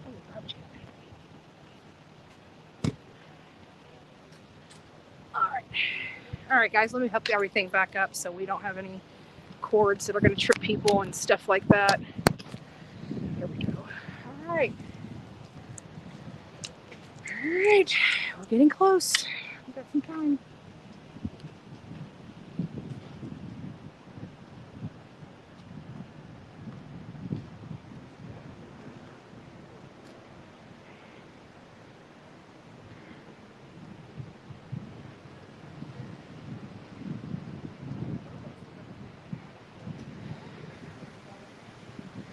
All right, I'm gonna turn this around.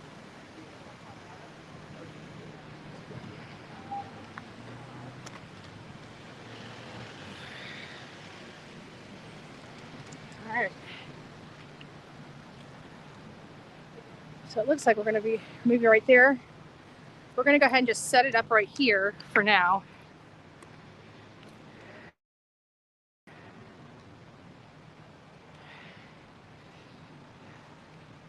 I may have to unhook really quickly and go, but we'll see. For right now.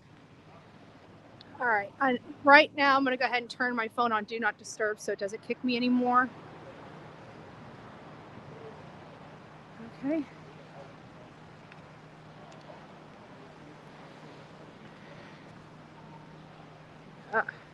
There we go. There we go. Okay. Let me put this in here.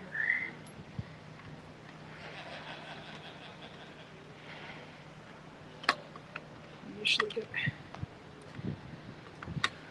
So we're in a prime. So what I'm going to do is I'm going to go ahead and just leave for a second. I'm going to let you guys just sit here. Again, this is the area that he is supposed to be walking into. So I'm going to turn this around right here. I'm going to go down. The coffee house just opened. I'm going to go grab some cash and I want to go get some coffee. I'm cold. So, yep. Guys, we're in a good spot. We were in the wrong spot earlier, but we're in a decent spot right now. So just bear with me. I'll be back in 5 or 10 minutes, maybe 15 at the most. I'm going to go ahead and I'm going to leave the mic on because there's not a whole lot of media around me like there were before. And we'll just live stream.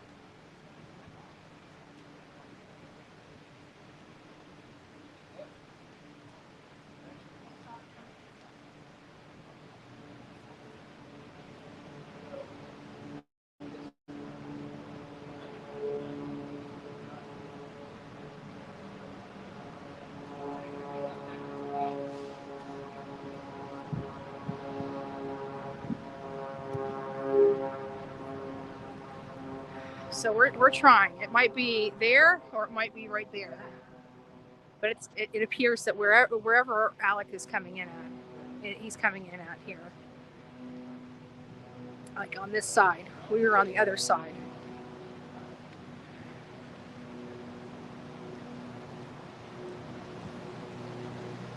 Okay, Ann, thanks. That's my only question. Oh, my fingertips. Like, that's the bad thing about these hot hands. They go in the palms, but they're not on the fingertips.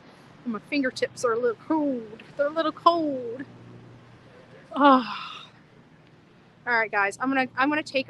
I just know that if I go and leave to go get coffee, he's gonna come right then and there, and then I'm gonna miss everything, and we're gonna miss everything. But it's like I need coffee. Oh, I got us some water here, and I just don't feel like drinking cold water when I'm already cold, right? So hopefully we'll get an opportunity to have Alex Murdaugh hear our voices. And the question I'm going to be asking Alex Murdaugh, if I get an opportunity, is how can you do this to your family? Because it's not just his wife and son. They're the ultimate victim, but his entire family is his victim as well. And I don't think people understand the gravity of that. Like, he ruined an entire century-old legacy for this town. He has shamed this family. He has stained the Murdaugh name forever. They're never going to get past this. And like I said, his family was on that law firm for a century. The Murdaugh name was on that law firm for a century until the Murdaugh name was removed, and I believe the new name is Parker Law. What a shame. What a shame.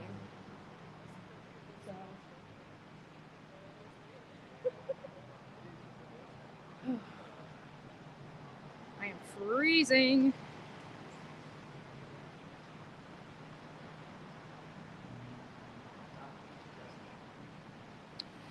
Does anybody? I can't look up on my court or on my records because I've only got one phone here.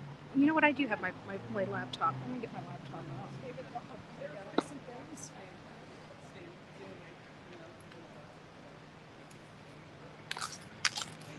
I'll be right back. I want to go look at something.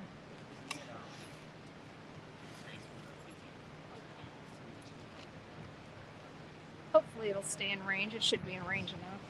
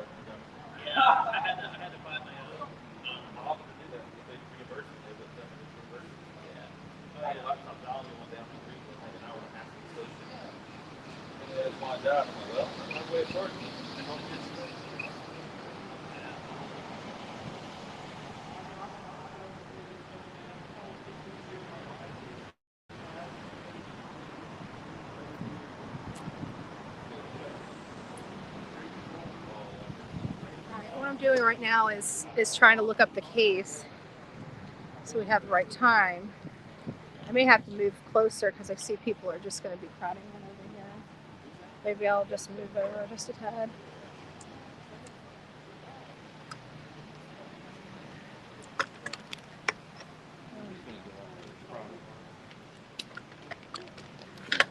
Alright guys, give me just a second. I'm going to have to undo this.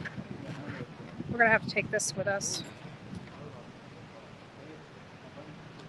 I looked up his court records this morning, and now I, for whatever reason, can't seem to get them. All right, I gotta undock.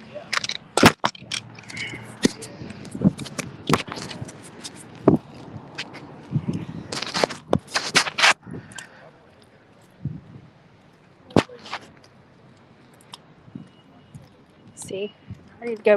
I'm gonna move my stuff back to where it was originally at. Because I have a funny feeling they got it wrong just a little bit. I was right where I was at. Give me just a second, guys. Let me dock you.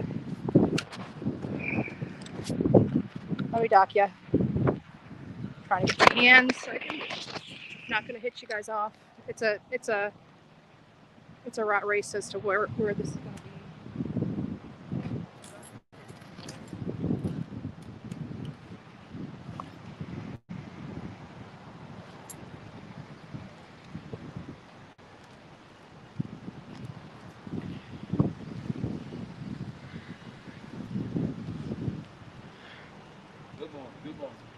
Morning. All right, guys, we're gonna move around. We're gonna move back to where we were originally. I don't like this spot over here. I liked my spot before, and I had a better angle. Everybody's putting their hands over the railing.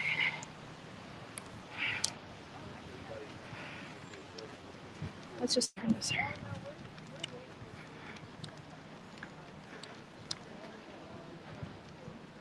I don't know what's going on.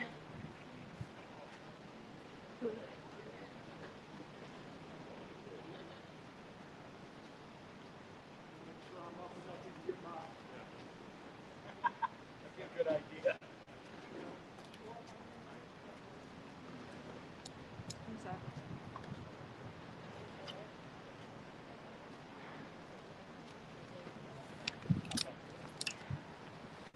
I'm gonna switch you guys around.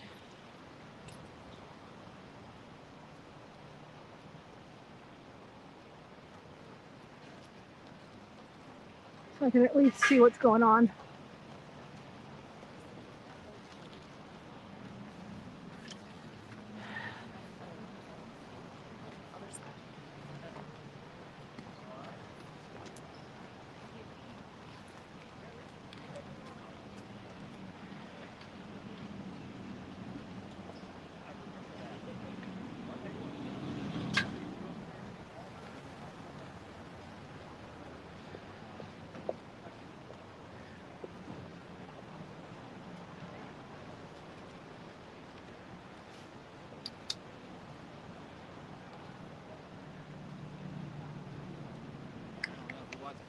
Huh? Who was it? Prosecutor?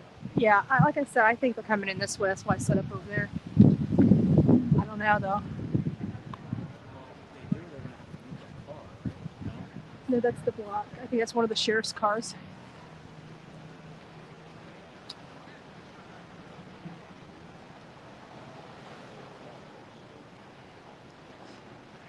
All right. I might be able to get this thing up a little higher.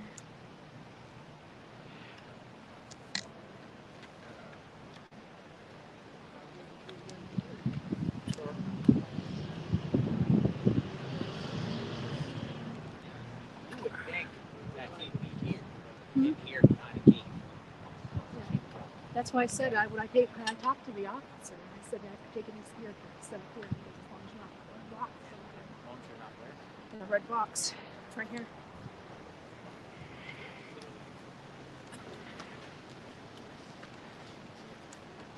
See this red box here? You can't be in that. They said anything else.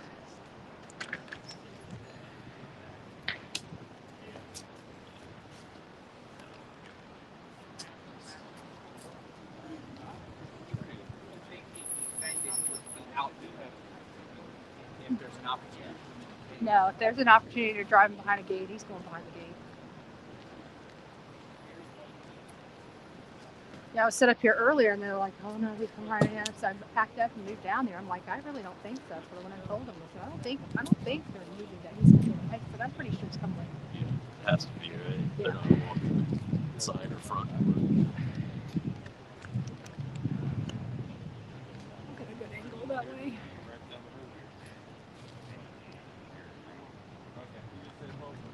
Push it right up to the line. There you guys go. So he will be coming in, that's this way. So I'm just going to let you guys go ahead and live feed. Don't forget to hit the like button, share, subscribe. Where's the nature center or whatever? That is, if you go in front of the courthouse and turn right onto the sidewalk, goes right in front of it, you'll see it's dead across the street. Okay, so from the it's right, courthouse. okay. It's real close. Yeah, because I'm not going in there because I don't want to have to cancel or stop the feed. Right. So, Nice little work in there, though. yeah, I know my poor little toes. Hey guys, I'll throw you a bone. He's not coming in this hole. This isn't him. You need to be down there, not here. This is the judge.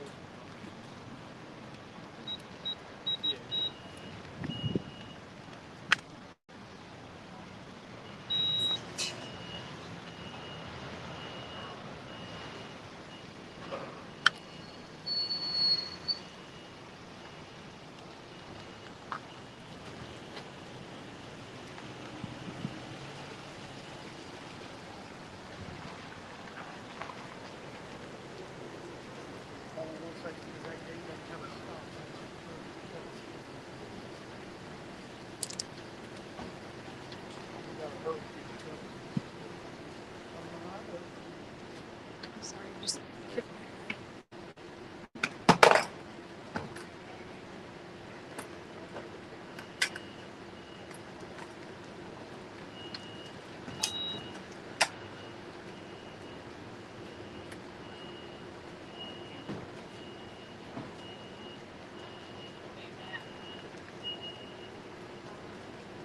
Yeah, that's fine.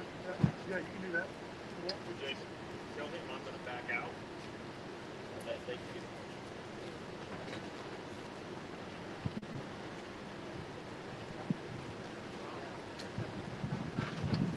Angle.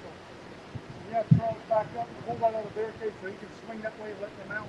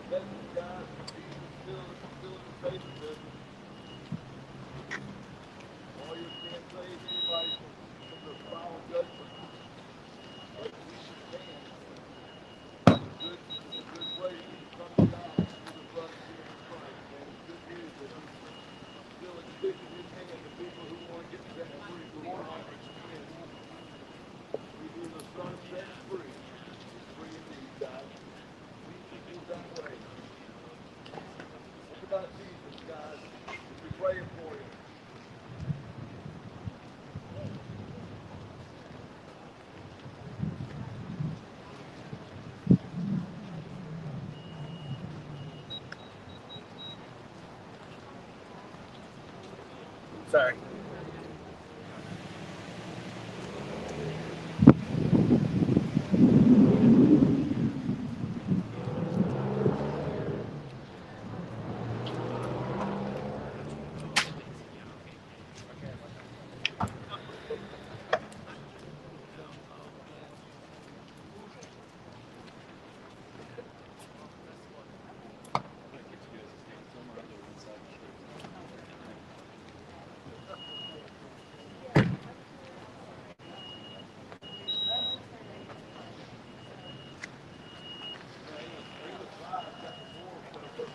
Morning, how are you? All right. Do you guys have any comment on the case? How confident are you? Yes,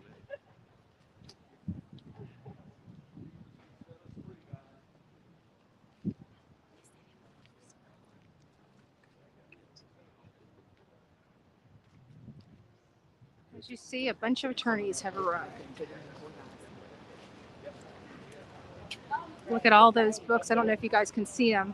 I wish I could. I don't even think it'll let me zoom in on there. Look at that. That's a bag of their indexed files, most likely of evidence.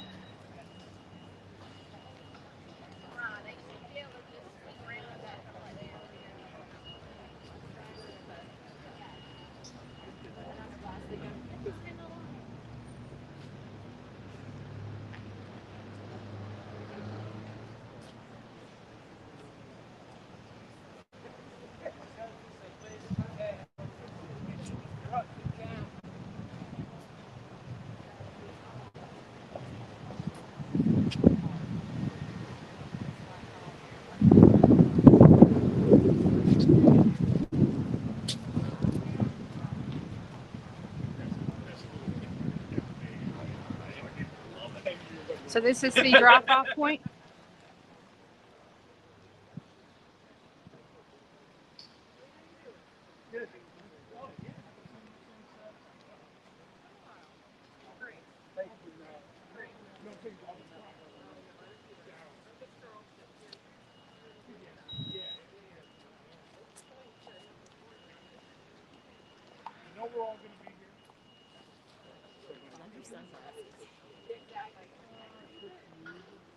I like your sunglasses. You look like a motorcycle rider. She can't hear me, I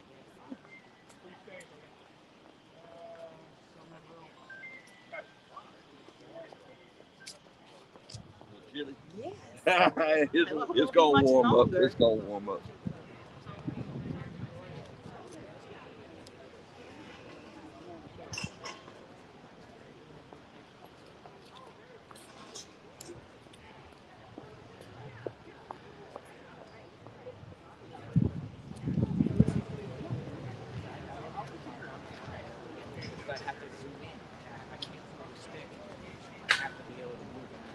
I should have a Bluetooth on, but I didn't charge up.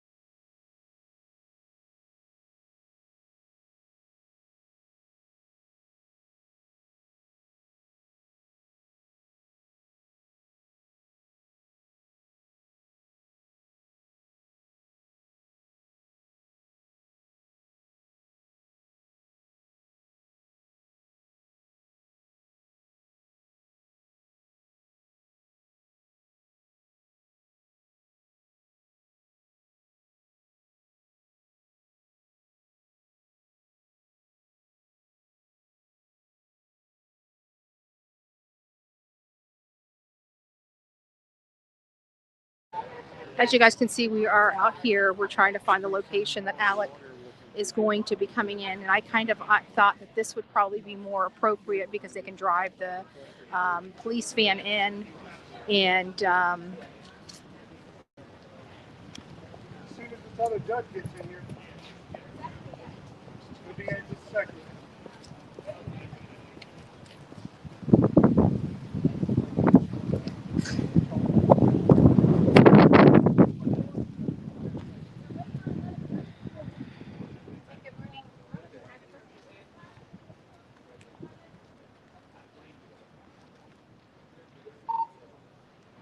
as you guys can tell, it is a madhouse here.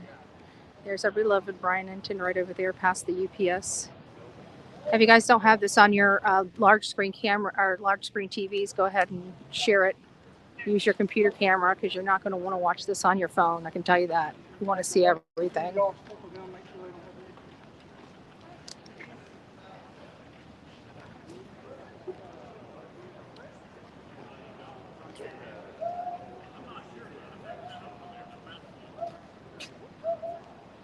Thank you guys. Thank you.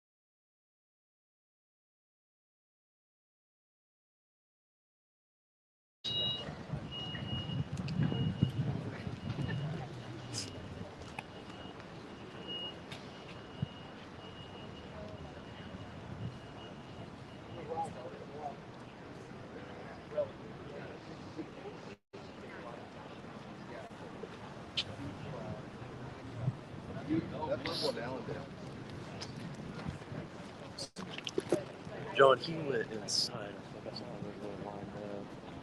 So I think he's in some muscles in there.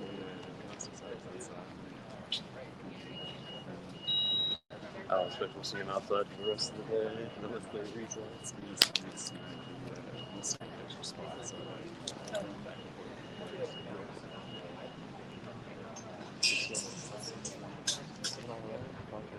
Interesting fellow. I'm gonna go talk to the dude carrying the cross. Yes, this will be televised. We're going to try to plug into the feed ourselves once they all get here. We'll be going over to the Nature Center. That's where the overflow media is, and I believe that's where I can actually have my phone. It won't let me take the phone in the courthouse, so I'm looking at a different. I'd love to be in the courtroom personally, to be honest with you, but it's not about me. It's about you guys and making sure you guys get to see and watch everything you guys need to see and watch.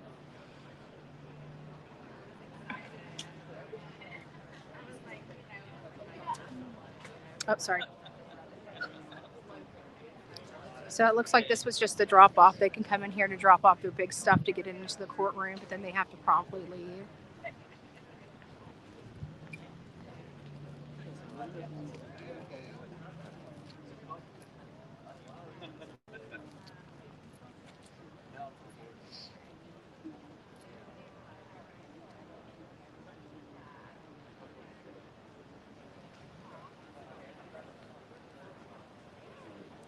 So guys, I'm sitting on the other side of this camera. I haven't left. I'm just trying to keep my eye on everything so we can move in a split second if we need to.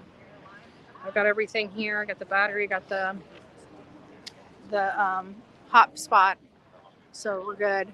As long as our bandwidth is doing good, we'll be doing good. Chat wanted to address to order you food. I'm at the Colleton County Courthouse on the back side. I think somebody tried to order Uber Eats or something already earlier, and they said there was nothing available. I know the coffee house down the road is available. I just can't leave. But I'm on the back side, and you guys know what I'm wearing. I'm wearing my red. I mean, I'm not the only blonde-haired girl here with a red jacket, but I think I'm the only one that has the white hair. Just tell them to holler out Bullhorn Betty. I'll turn my head. Yeah, that's what I'm thinking too. Because everybody's been coming through here, and if you have an opportunity to walk somebody through a secured area, you would be doing that.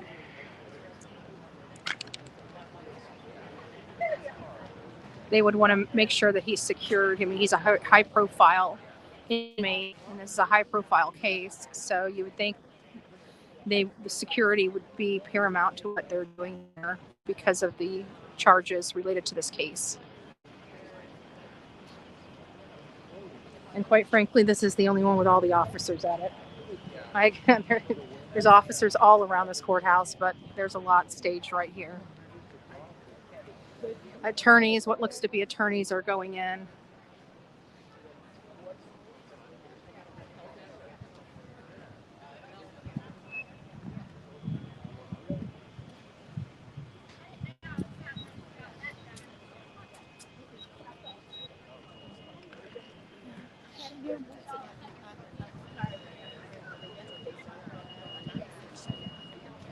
Well, I know my They're cold.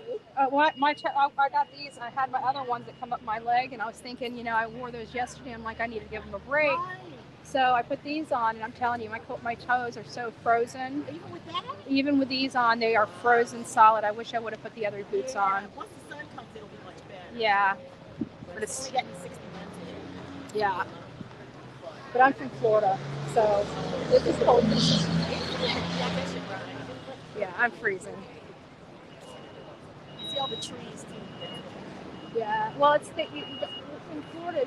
Even in cool days we have the humidity, so it just doesn't get like our 60 feels like 70. Yeah. South Florida's starting to feel more like Florida. Yeah. Just less gators. We do have. But, they do valet park your car and ring your doorbell down there. Oh, nice. Gators, yeah. Oh, the gators too. Yeah, That's funny. seriously. That's cute.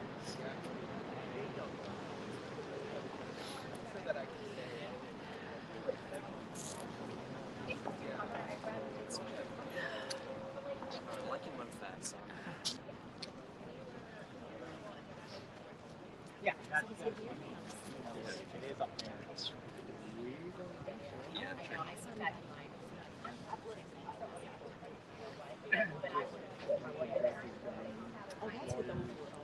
Yeah, I saw them. You don't have to scan for that.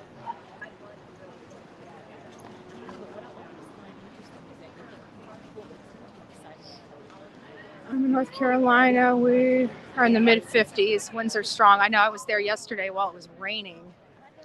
Kayla, it poured. It literally rained from North Carolina to South Carolina. It didn't stop. Like you'd get like 5-10 minutes of a break in the rain, but other than that, it was bad. My dad had it so much he had my heart surgery. No, this is for. Where is it? Hold on, you guys. Maybe I should have slowed the chat, but it doesn't need to. We only got. So it is. It is the. This is the trial for the murder of his wife and son. His wife Maggie and his son Paul. They were found shot to death multiple times on their property near the dog kennels. His son Paul was found in the storage shed, and his wife was found about 300 feet away from him, closer to the groves.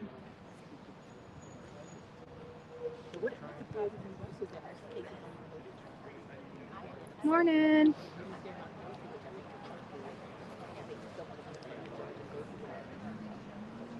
Yes, it did. But it didn't. It wasn't just you weren't special. North Carolina wasn't special. It rained all the way here to South Carolina too. I had to drive in it. It never stopped raining.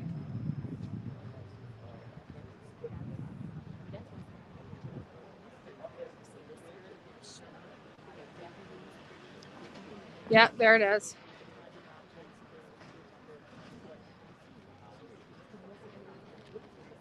If you do send coffee, send at least 2 or 3, because I'm going to probably drink all 3 of them, like guzzle them down.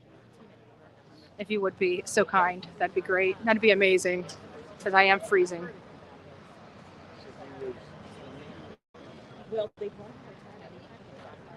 So for those that are just tuning in, we are at the Alec Murdaugh trial. We are on the back side of the building where we believe they are going to bring him in for his first day of trial, which starts today. Here in Colleton County Courthouse.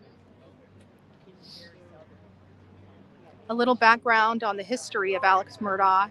His family had the stronghold here in Low County for almost a century, maybe a little more, give or take. And, it's just really a fall from grace for the family name, the family legacy, what has been done for 100 years since 1910. The Murdaugh name has been on a law firm here in this county, and that name has now since been removed because of the atrocities committed allegedly committed by Alex Murdaugh. He is here facing court, so he has the presumption of innocence until proven guilty. If he is responsible, we just pray that the prosecution is able to prove their case. This case is something that it just is unbelievable. It really is. It feels like it's a fictional movie that we'd go pay and watch in a movie theater, and that's just not the case. I mean, this is real life.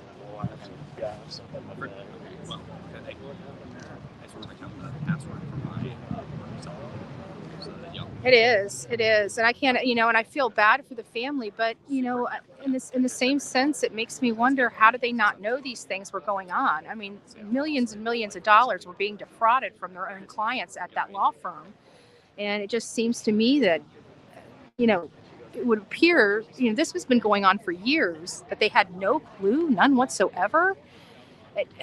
I don't know. It's hard for me to believe.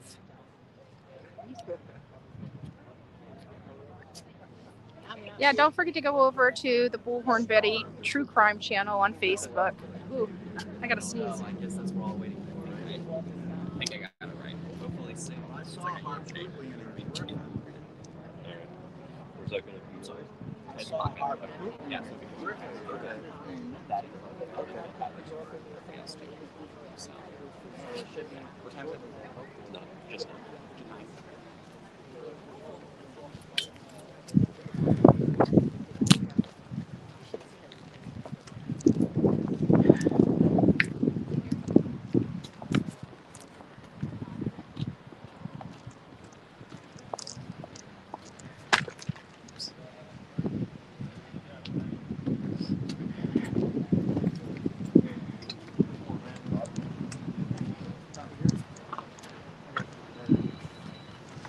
Excuse No, me. we're good. We're stopping down here. Oh, okay, that's what you're. Yeah, Oh, that's I didn't even a know. little bit more. I thought you were a news person. A bit more. Thank I you. didn't even realize you guys are law enforcement. Take know. Good. Sorry. There you go. I'm so busy just running. I didn't even know. Sorry, guys.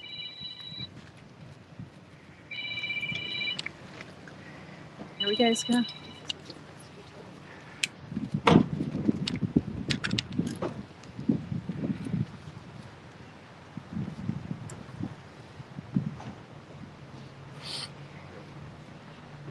Oh, they're not going to want to go on that side now. Why'd you do it, Alec? Do you have anything to say? Alec, Alec, how could you do that to your family?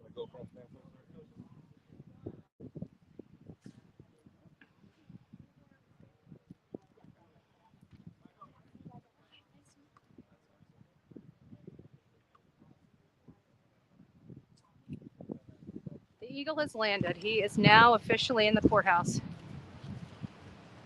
And of course, JLR had the best shot.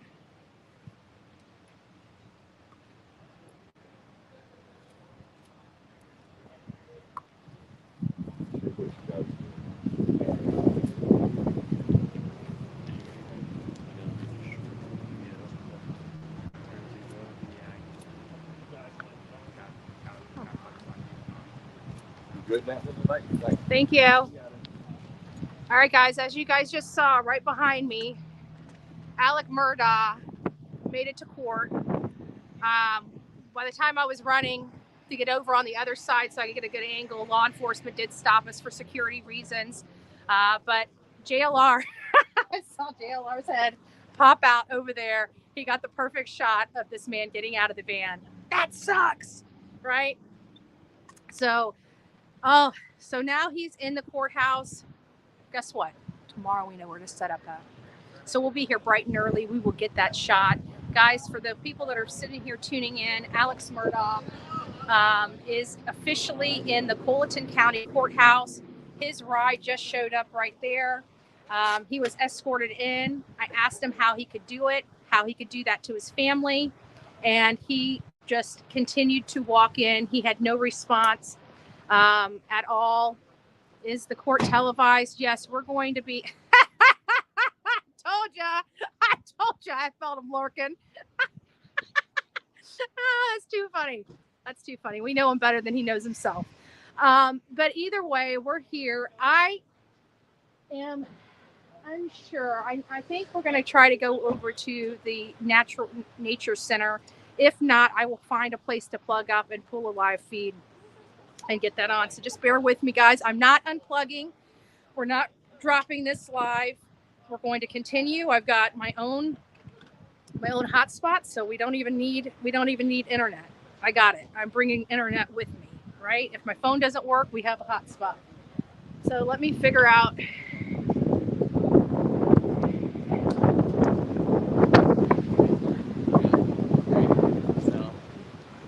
So here's his ride right there. That's what he drove in.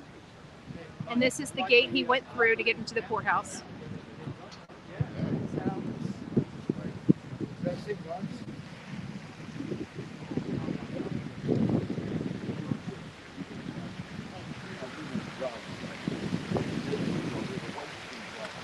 All right, guys. So I just want some information real quick before I start moving around. Did somebody order anything? I don't want to move if there's stuff coming here for me, but I want to get over to the center so we can get our live feed plugged in so we can go live and you guys can see everything from the live feed. So I just don't want to.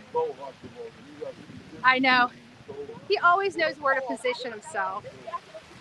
He always knows where to position himself. All right, I'm going to go back to the front of the courthouse.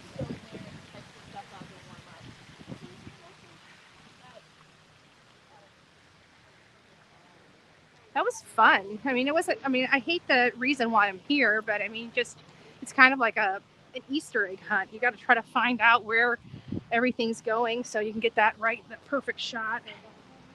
So guys, I'm going to try to bend this down so you guys can see me as I walk a little bit. If anything else pops off, we'll just rise on up. this up a little bit. Okay. Yeah, guys, if anybody's disrespectful in the chat, you're gone. At this point in our history of Bullhorn Betty, we're not here for clicks and views. So I don't need if you can't follow the rules of the chat, I don't need you in it. It's just that simple. Thank you, guys.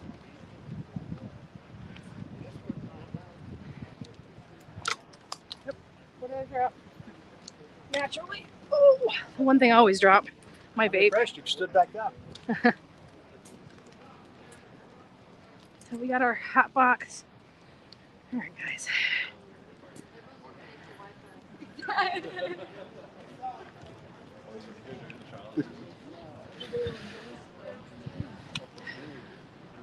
Oh, excuse me. I'm sorry.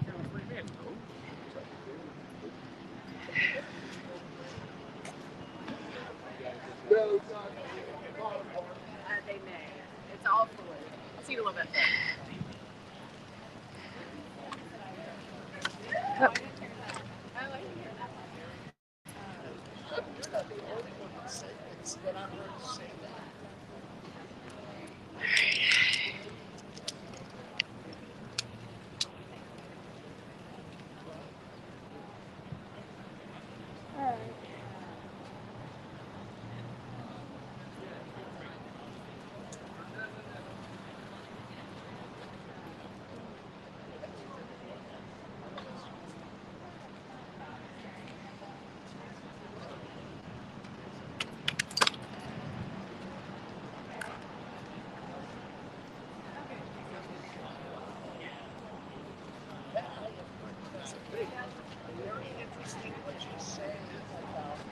All right, guys. So we're back out here where we were positioned earlier today.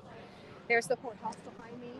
They've already brought Alex Murdaugh into court. I got to find out where.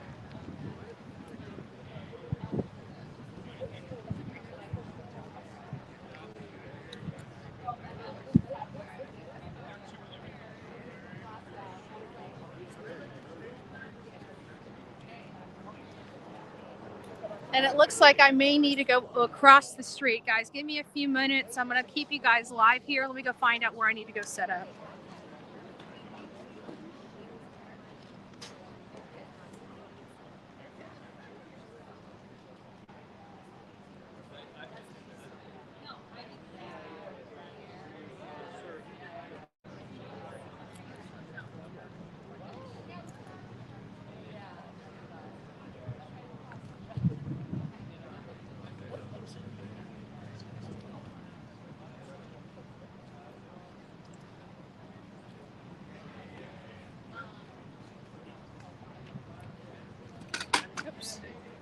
Share this. Okay. So let's see what you guys got to say. Yeah, I'm going to go over to the wildlife. It's this building, that white building right there. That's where I need to go. And that's where we can set up our live feed. They said we can have our cameras in that building. So I'm going to go ahead and make my way over there now. And let me try to. They're going to drive me crazy. I'm going to keep dropping my vape. I can't feel with these things. Can't feel with it, but it's starting to warm up where my fingertips at least don't feel so frozen. But we got a few minutes. Everybody's starting to pack up and move on.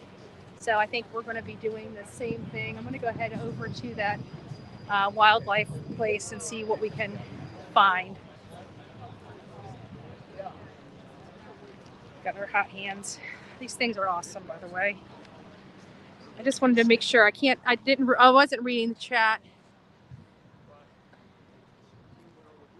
So what is the address to the center so we can try to send stuff? Let me get over there first. It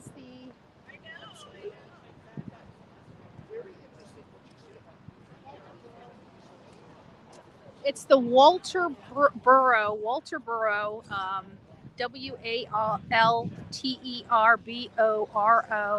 Wildlife Center. Wildlife, one word, Wildlife Center.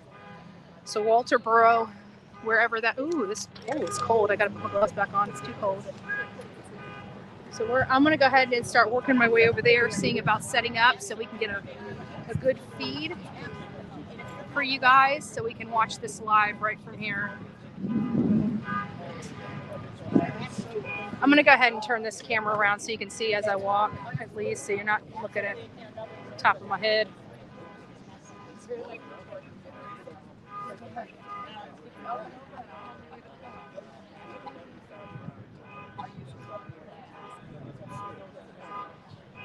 Okay.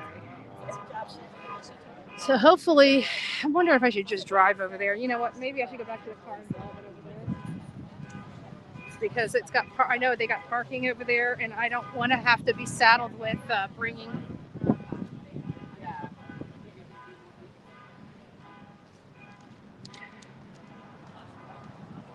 I don't want to be straddled with having to, if they won't let me bring my tripod in, having to walk even further with my toes being frozen solid.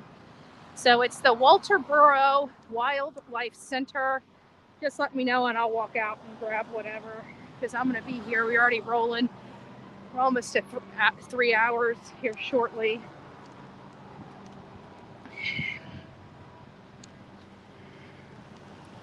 But if all else fails, I got the battery pack too. I got a smaller battery pack, so no matter what, we'll be live streaming. And they have it on a big top. Oh shoot! I gotta quit. I'm gonna end up breaking this. Bring this up. I got a 10-foot cord and it's dragging on the ground, and then I step on it by accident.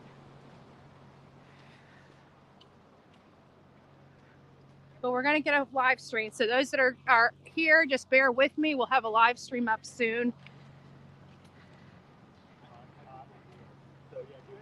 We will have a front row video to the Murdaugh trial case.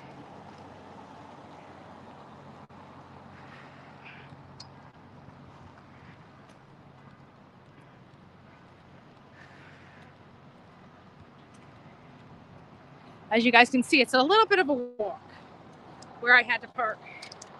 If I would have done everything perfectly, which we don't live in a perfect world, but I wasn't even planning on coming and covering this case, I just happened to be here, I would have went through the approval process and had my court pass and would have had, but actually this works out better because even with the court pass for media, the only thing it would allow me to do is probably tweet. It still wouldn't allow me to have a live feed. So at least this way we're going to have a live feed. The handy dandy Betty Mobile. Have no fear. Betty is here. Okay. Enough with that. Did I leave my freaking car unlocked? Shoot. Thank God nobody stole anything. All right, let's see how I'm going to do this. I think I'm going to close these legs. That sounded funny, close these legs. Bear with me, guys. We're almost there. I'm going to try to angle it so you guys can take the ride with me. Over to the Wildlife Center.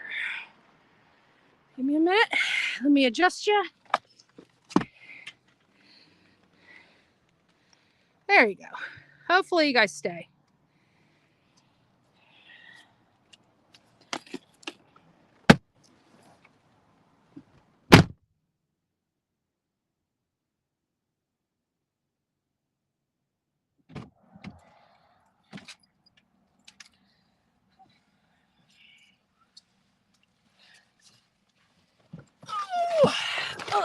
Oh, did I just move you guys? There we go. Hopefully you guys, maybe I can get it up. Let me put the backpack under here. Maybe I can hold you guys up a little higher so you're not seeing the whole dashboard. That's the best you guys got right now. Sorry, that's the best I can do.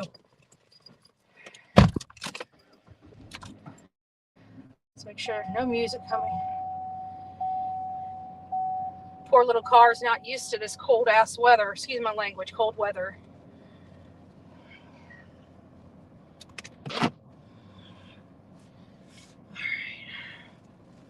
Wildlife Center, here we come. And if all else fails, we'll just come back here and walk.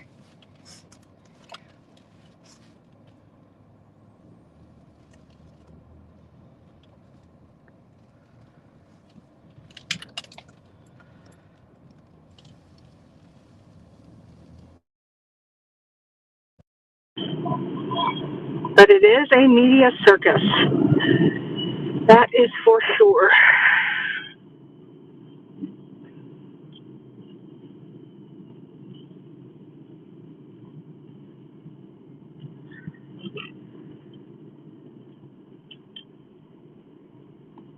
Okay, so it doesn't look like I'm going to be able to go that way. So let's just get this way and then up and down.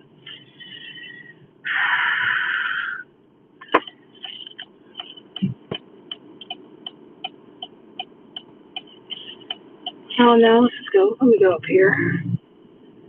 I think we can make it.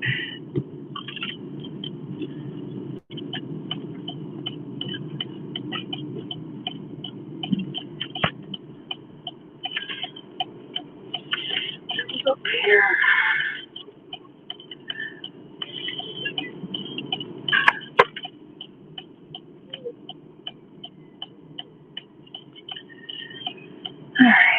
The good news is actually they have food. I see some food trucks and stuff here, so it looks like I'll be able to get some coffee and some food at least. So guys, just sit tight.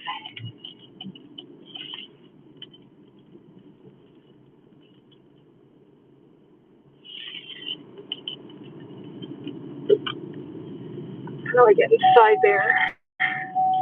There we go.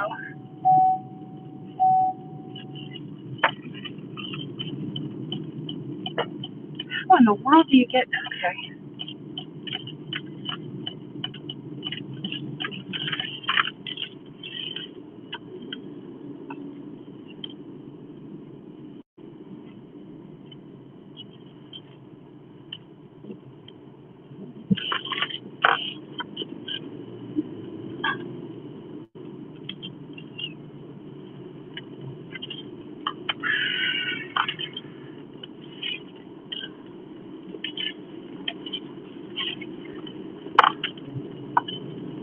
Oh, this car looks like they know where the hell they're going, so I'm just going to follow them. Hopefully you guys are still here. We're getting up. Sorry, you guys are kind of moving all over the place. I'm trying to keep you guys propped up. It's hard to see out this window with this. I can't believe they're allowed to take up diligent parking places for all these food vendors. But I guess we need to eat. Looks like carnival food. They got like carny stuff here. This is insane.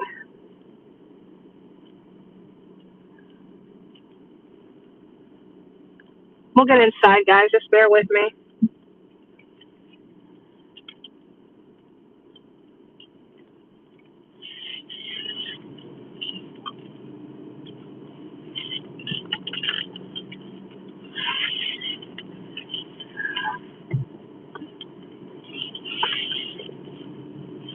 So we're still trying to find a place to park. So it looks like we're going to have to park on the back side, and I may have to walk the tripod back out. We'll see what they allow me to take inside. But I'm parking right here in the shade. All right, we're here.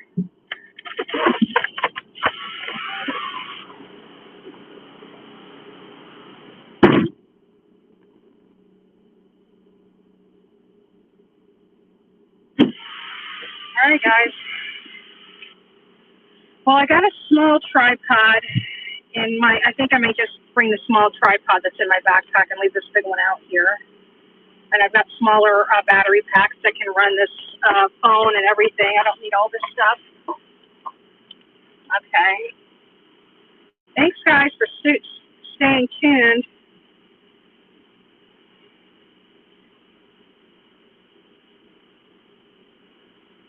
Try to turn you guys around. There we go. Hopefully they'll allow me to have my backpack in. We'll see. We'll see if I gotta walk the backpack out, but I do have a smaller tripod.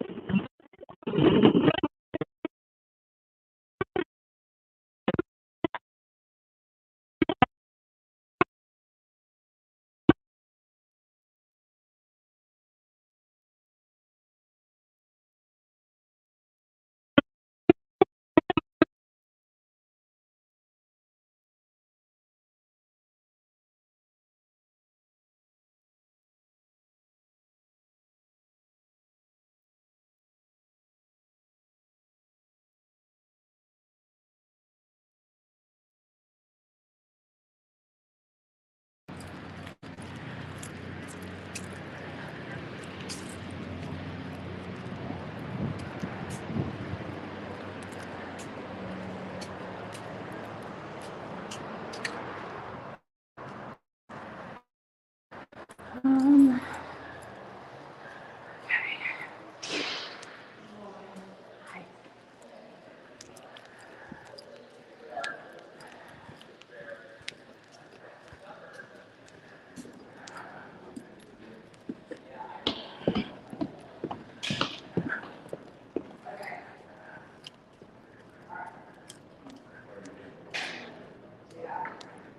how many people can? Is there any? Did we just sit anywhere? I don't want to overstep. All right, guys.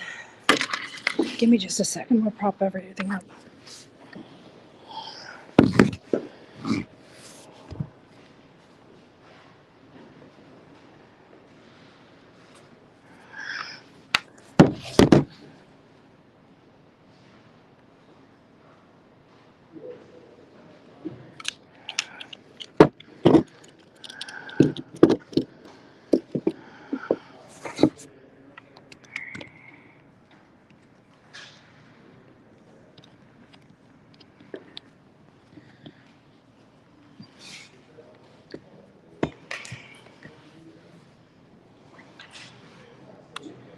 So what's going to be happening now is we're going to have, I'm going to try to set up the live feed on the computer.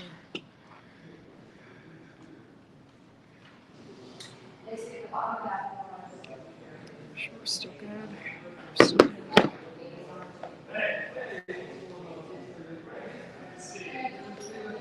So right behind me, this is going to be the screen that they're going to have it on. So I'm going to set up my tripod behind me.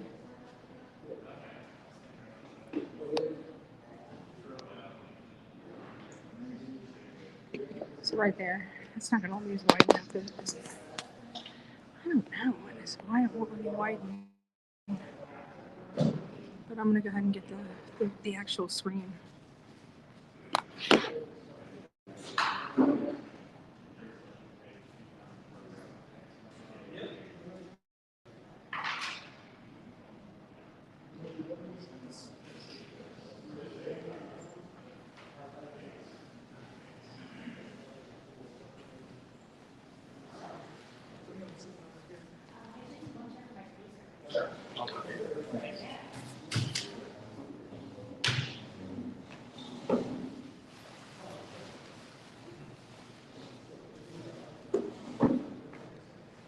We're having some hotspot issues.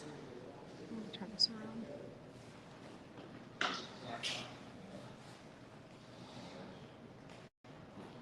We're having some hotspot issues. Give me just a second.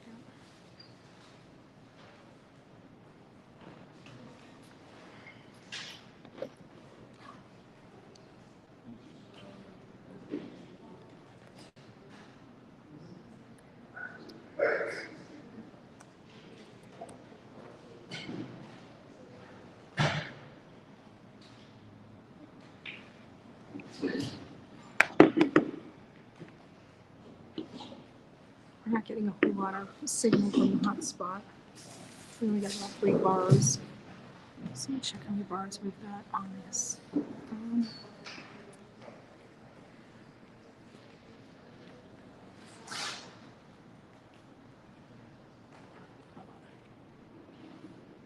So let me see what it does with me just taking the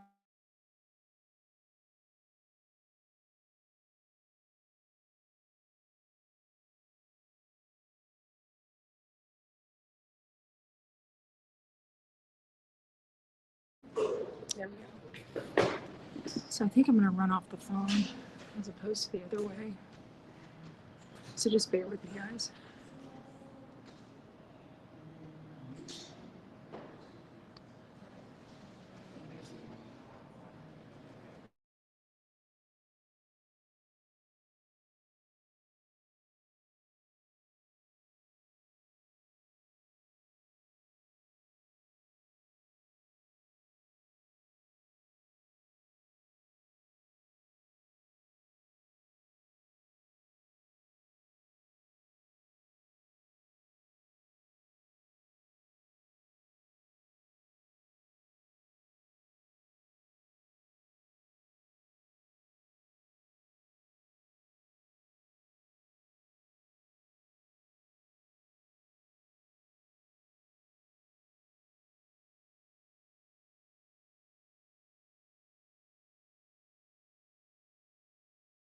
Are you talking about here? You're going to send it here? 9:33. Good morning, all coffee beans. Hi, hey, ZZT. Yeah, I know. I just realized I was muted. You guys should hear me fine now. Everything seems to be running. Is it coming here to the Wildlife Center?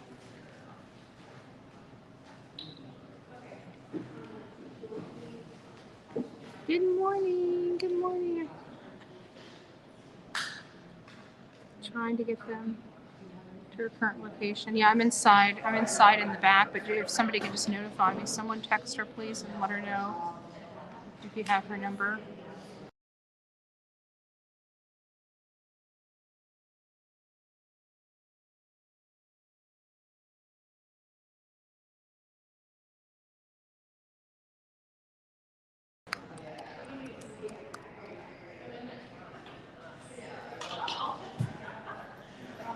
Send me an email and I'll get you my number, but it's going to be hard.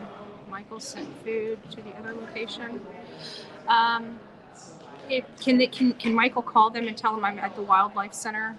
I kept asking if anybody had sent anything there, and they said no. No, they hadn't. Guys, give me just a second. I need to look at my hotspot info.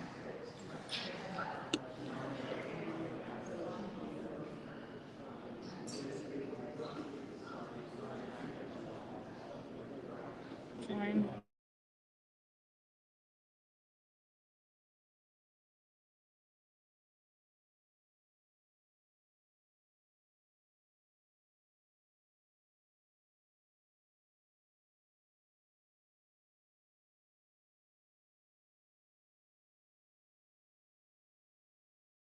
Okay. I'm trying to. I've got a little more time because the trial's not starting right just a minute.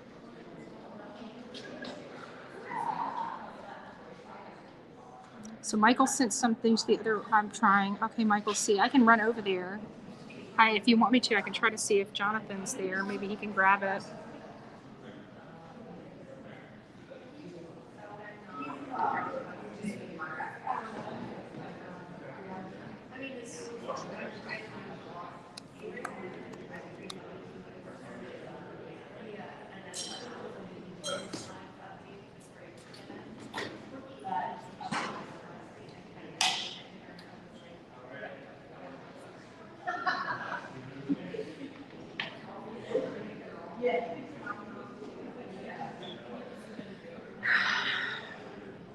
What is the name of my phone? Hold on, guys. Let me see what the name of my phone is.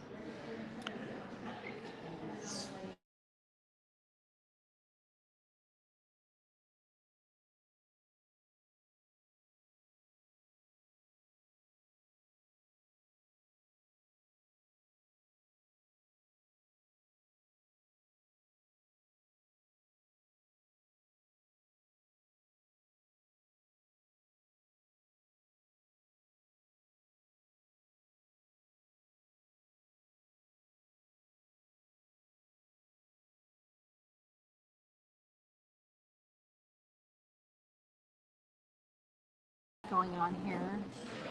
So there's something with hold on a second. I can't seem to go back further. Michael, they said 20 minutes about 15 minutes ago, so they should be arriving. All right, well, I'll leave you guys on a live stream. I'll run back over there and see if I can go pick it up. If you can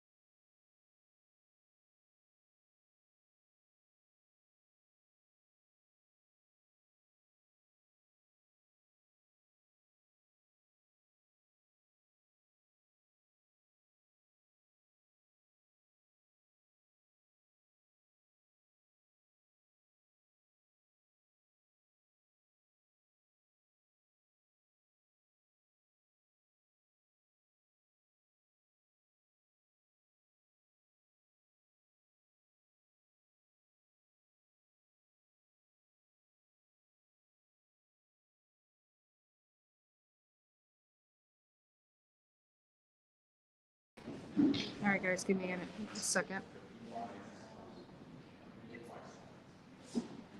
Should be getting everything running.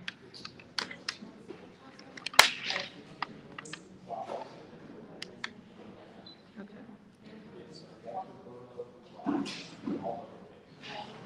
So everything's running correctly now, guys. I'm gonna go ahead and plug you in here.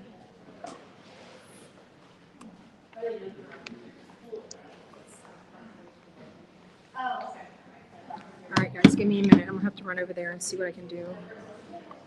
I guess you guys might as well come with me.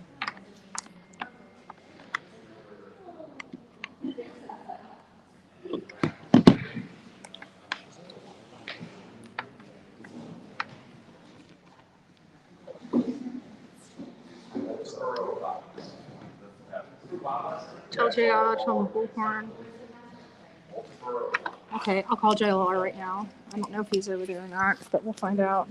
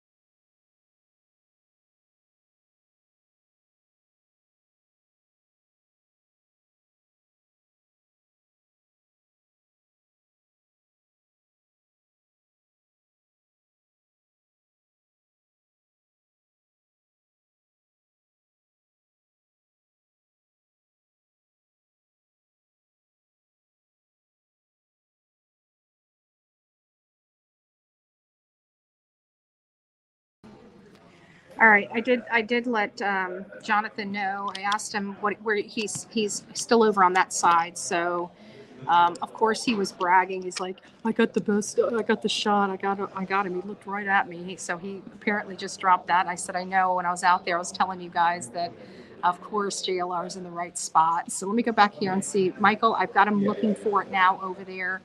SoFlo Mom, when's the order coming here? I need to go out there now. I need to go out there now. I'll be right back.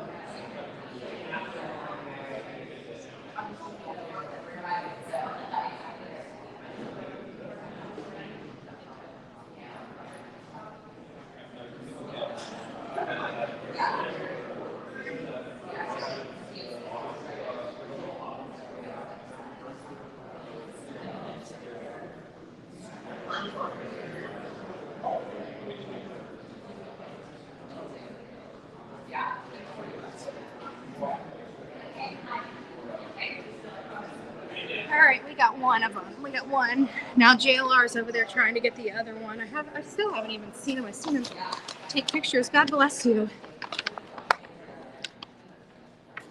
Oh, you guys are so sweet. What do we have here? I swear, I got some of the best fans ever. Yes, thank you, Michael. Thank you, Sofla Mom.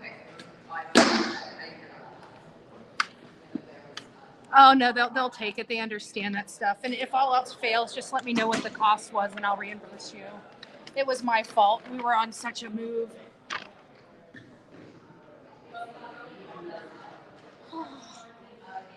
Bless you, child. Bless you. No, Bolivia's not here. Let's see here. Tell JLR, look for IHOP. Well, it won't come from IHOP. Like even this one just came from a DoorDash driver. I just happen to know because the way they were driving. He knows what to look for. He knows what to look for. But like I said, Michael, don't worry about it. If for any reason it doesn't come, I'll just reimburse you the money so you don't feel like you're out anything. Somebody knows my jam.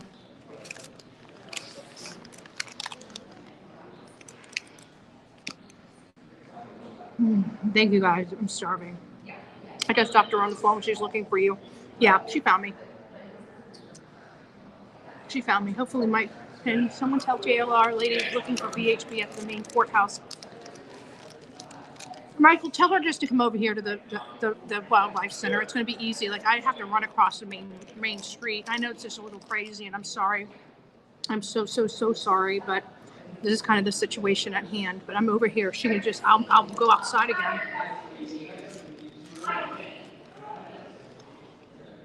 He's looking for. I know he said he would go up there and check it out. Thank you, Bubble Bath.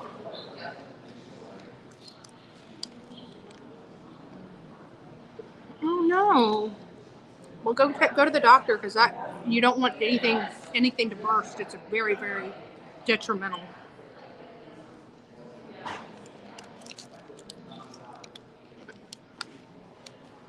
Let me turn my computer on.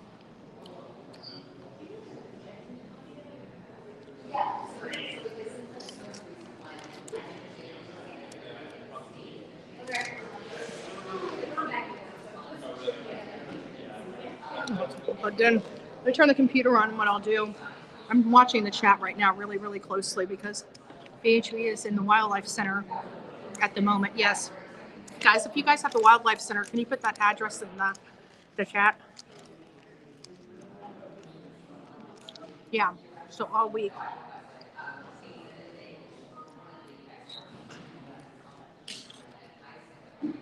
Oh my gosh, so good. 2 coffees, yep. 1 hot, 1 cold, yep.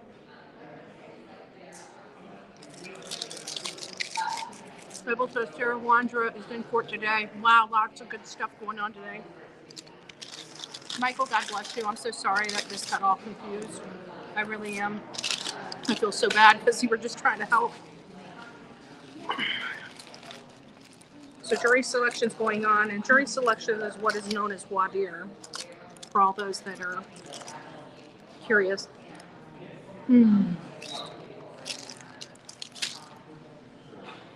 The bad thing is they didn't bring napkins. They didn't put napkins in the bag. But lucky for me, ounce of prevention and all. I live it. I don't just say it. All right, let me see what I can do here about getting the live feed up.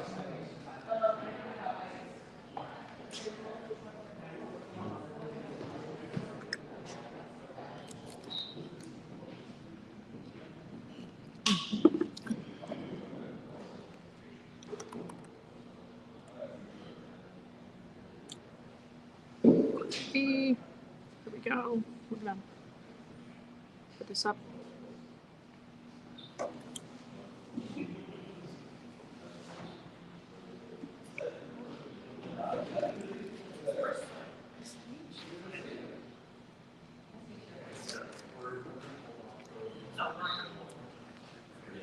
So right now they're having the antifreeze murder trial on court TV.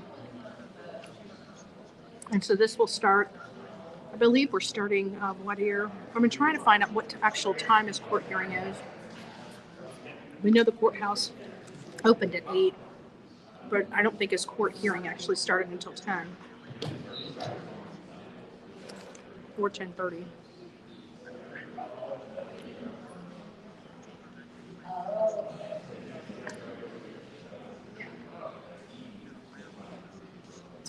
Yeah, please do. Michael, let us know if they find JLR. Tell them I'm so sorry, but tell them to come over, just drive over here. It'll be much easier to get here. And they'll be able to get to me ASAP. I wasn't expecting him because we were just talking about coffee. And right when we started talking about coffee, the vans were pulling up and Alex was getting out. We were lucky we got the shot that we got. But now we know. So we know exactly where to go tomorrow morning to get that beautiful shot of Alex getting out of that van.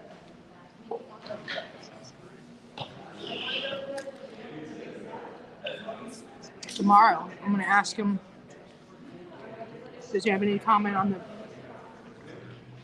all the pain he's caused his family?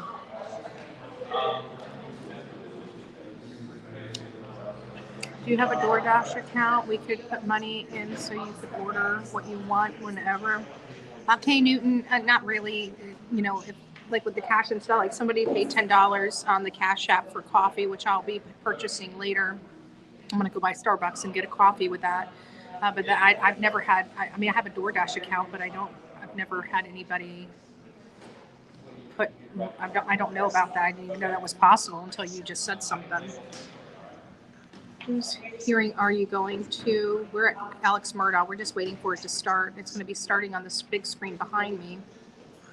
But I've also got a link right on my computer. I'm going to end up going on my computer and just bringing it in so we can watch it, sharing the screen. So we'll have a good picture, a good plug. We got media in here. This is for the overflow. We opted to be over here instead of inside the courtroom because we have the ability to stream, have our computers, eat, drink. It just makes it easier for all involved. Oh, thank you, Joe Ellen. Yeah. Yeah, that's it. And had I known I was going to cover this case, I would have had all that taken care of weeks ago. So we'd be in the courtroom, but it's just not a possibility. Oh yeah, I saw him and he gave me the biggest smile and wave. You know, we've known each other forever. Like he knows us by our first names and stuff like that. Except he quit calling me Andrew. He starts calling me Betty. He's like, "What's up, Betty?" Isn't that funny? He's cute. But it's always nice to look over and see, you know, him. He gave me the, like, if I tell you, like, the hugest smile and waved. It was. And the only reason why we have that connection, if many people don't realize, before Gabby Petito, nobody knew who Brian Adam was. And we were literally out in front of that house with him every single day, all day long, unless we were walking the neighborhood or talking. But we would literally talk because, you know, when media's there and things were dead, the only thing that kept that circus alive was us, you know, and we did that for a purpose. You know, people thought we were just trying to get attention. We didn't expect to get that much attention, I have to be honest with you, but we were just wanting to make sure that she wasn't going to be cold. And we knew the parents knew more than they were saying. And we knew what they were putting the family through because we were getting, you know, a family member was reaching out to us and informing us. They told us everything. And it was disgusting.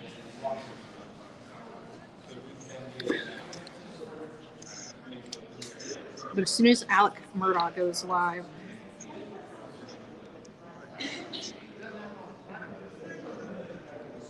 the bad thing about this hot box is it's better. It works better outside than it does in buildings, as most products do.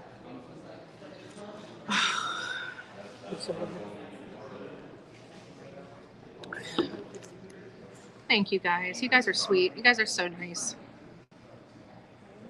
It may have been an accident. It can only happen easily. I'm sure if you didn't do anything wrong, it was an accident.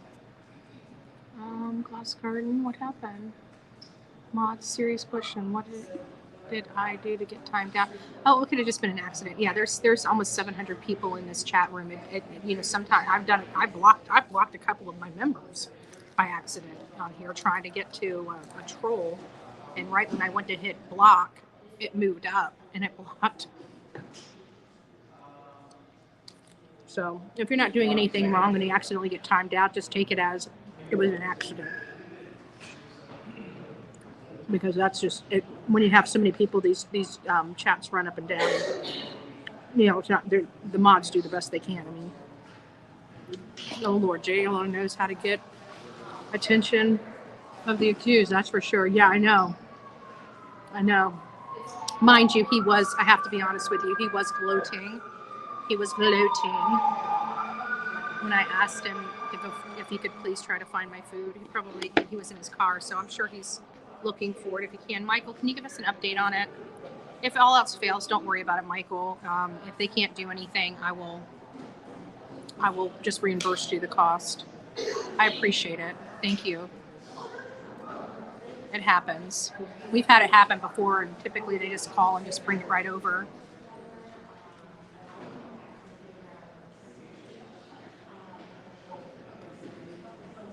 Courtney Spieth says, I heard on FLA a few minutes ago we won't be able to see jury selection. No, that might be privacy issues, but I don't know why, because they told us that we needed to come over here.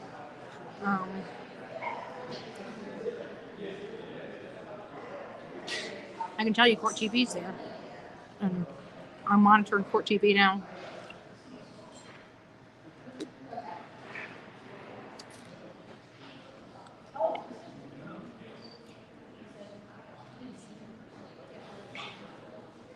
I just don't know why my hotspot keeps popping off.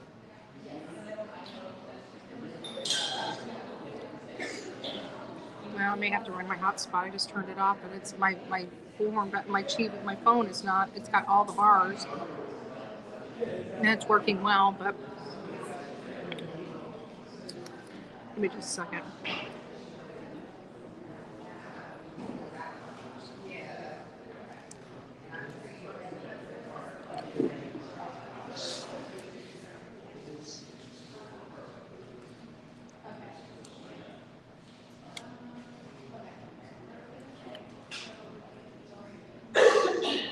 My power's up.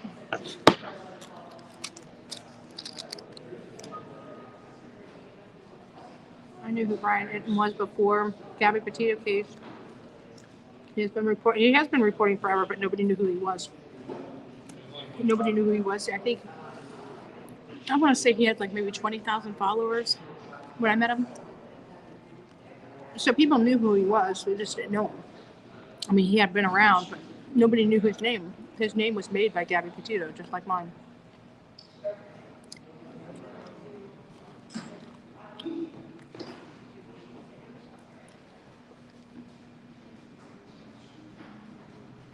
Okay, let me.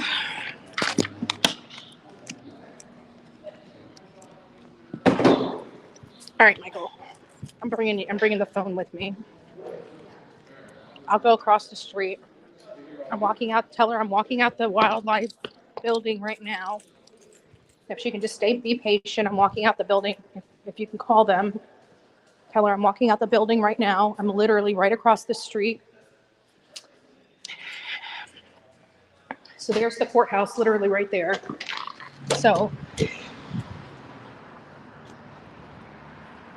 I'm gonna walk across the street just as soon as I can. I'm gonna go take a lap, but I don't think I'm gonna find If they can just be patient, I'm almost in the front of the courthouse.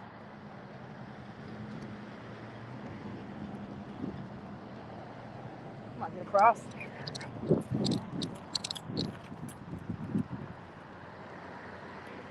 Tell her I'm literally in front of the courthouse right now, like directly in front of the courthouse. I don't know. I'm right here in front of the courthouse. God bless her. God bless you. Are you the food order? Are you the food? Okay, I guess that's not the food. I think she was slowing down like she was the food. I'm right here. I'm literally right in front of the courthouse. There's the courthouse. I'm right here. I thought that might have been she's there now. Who does she look for? Like I'm right here. I'm in front of the courthouse.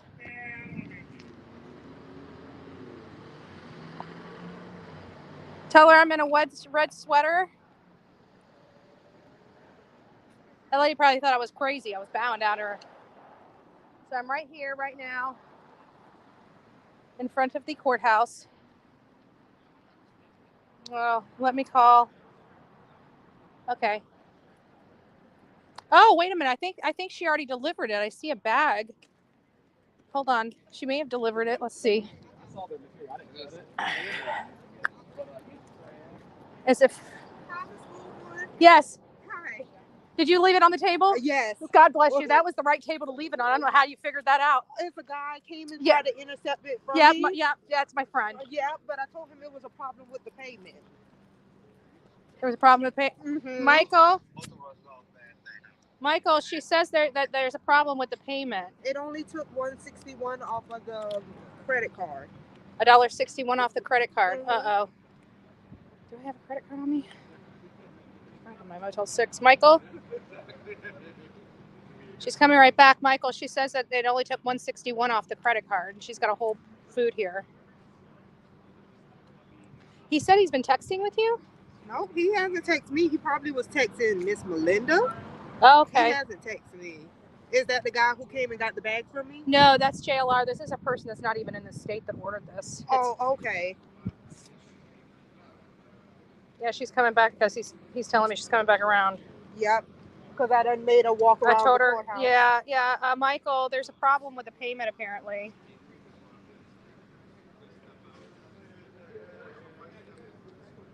He's fixing it now, he says. Okay. So I'll wait. You just wait here with me. Okay. Yeah, I was over there at the center, and they're like, "Oh, she's been driving around." I'm like, "Oh my God, I'm so sorry." So I had my friend. I said, "I know you're on that side. Can you go and see if you can find her?" And he's like, "Yes." And they're like, "She's looking for you." So I'm like, "Just tell her to hold on. I'm running across the street." Yes. He's got it. Yeah, you might want to calling IHOP. He said. Okay. I'll call her. Probably pick up the phone for me. I just talked to her. Yes, ma'am. Yes, I found Miss Bullhorn. Can you run the credit card again? That's linked to the with the payment. Let me see if it'll do it. Okay. Yeah, we seen you online. Oh. Did you?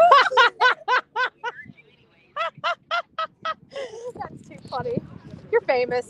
No.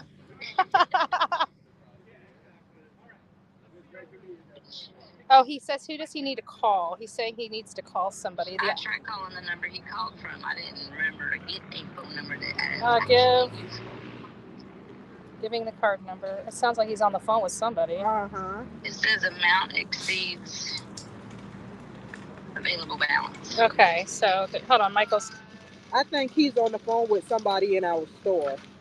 No, he's not. Because I just left the office. Okay, Michael, do you need the number to call? It's 898-6752. Well, 843. Here. 898. Okay, say that real slow again. 843. 898. 6072. There you go. He's calling.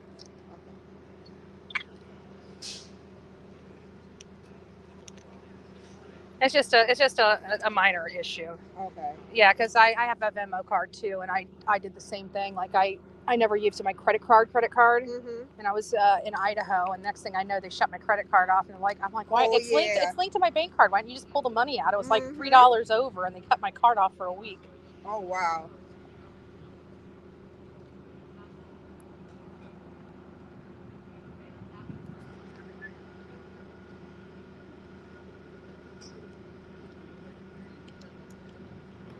She's gone. And I doubt that's her name, Cheryl. I don't know. No, I think it's just an issue. I already did, Ann. Oh, wait. Ooh, I'm freezing. Well, if the wind wasn't so bad, it would be a lot better. Yeah. I didn't even think that she should be getting, because somebody will call from the channel. Okay.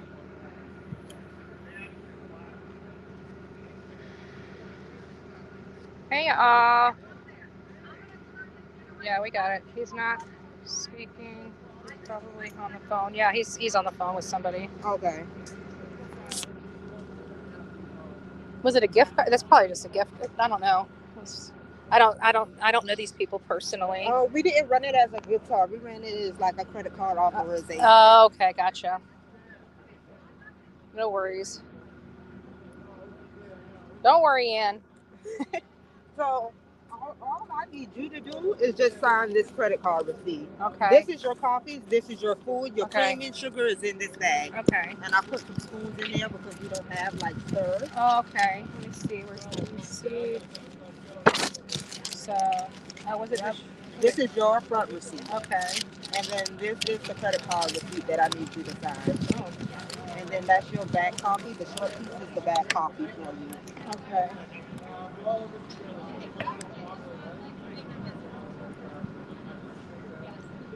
on.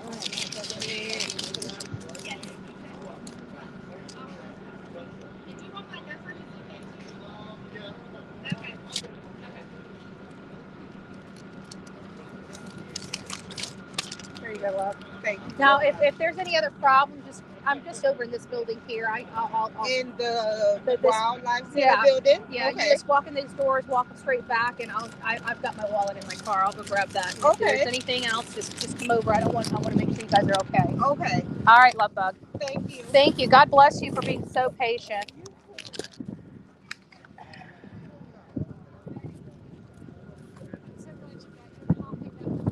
Okay, we've all been on the lookout for a blonde and a witch. That's me. I know, that was a little crazy. Okay, guys, I'm back. I'm sorry. Right here? Yes. Okay, I'm going to have to move you in a little while. That's not mine. That's just somebody that helped me. But yeah, I'll call him and let him know that the table needs to be moved. Yeah, we're putting 4 TVs going to set up the studio right now. Okay. But it's all good. Yeah, and we love you. We love you. You guys are awesome, and I'm going to be stealing your feet anyways. All right, thanks. God bless. That was Court TV. If JLR is live, let him know his table needs to be moved. If you guys hear from him or see him, tell him his table needs to be moved. Court TV is about to set up right where he has his table. And guys, it wasn't a big deal. I mean, Michael, God bless you for everything. Apparently something, I don't know how it happened, but all that was owed was $1.61. If I had my wallet, I would have just paid it. It's not, God bless you, because you bought a lot of food here. Holy crap, that was more than enough. Thank you, Michael. You are a godsend.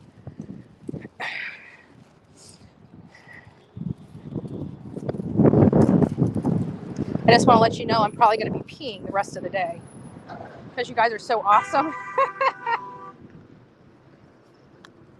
Miss Robin, I didn't.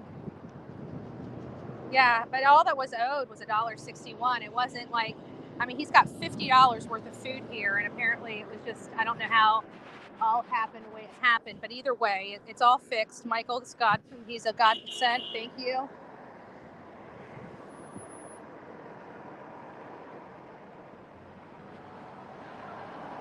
So I'm gonna go ahead and scoot on across this road, and thank you all for everything you guys do for me and the channel.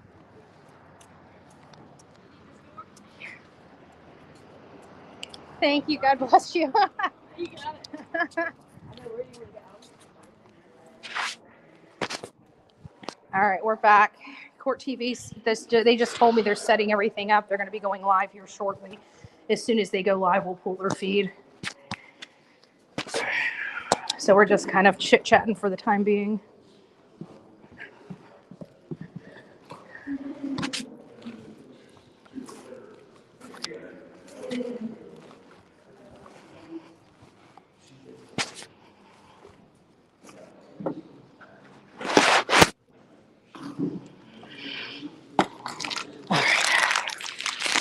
Ooh, that was a hike. It doesn't seem like much of a hike, but when you're running through everything. Thank you guys. You guys are too sweet and too kind. It was so funny. People were walking up. They're like, "I'm glad you got your food." She was asking everywhere, "Who?" A blonde lady with red jacket, and I'm like, "Oh, they were so sweet."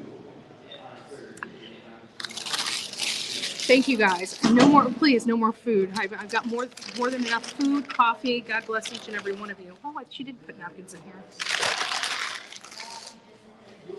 We're good. We're good for the foreseeable future. Yes, Michael went way. Look at this. 4 coffees. Look at all this food. That's a lot of freaking food. I don't know what you guys do, but we're good. We can roll through this. So, like I said, I just spoke to Court TV. They're getting set up. You guys are going to have to let me step away just for a second so I can get a hold of JLR to let him know that his table's got to come down. So just bear with me. I'll be right back.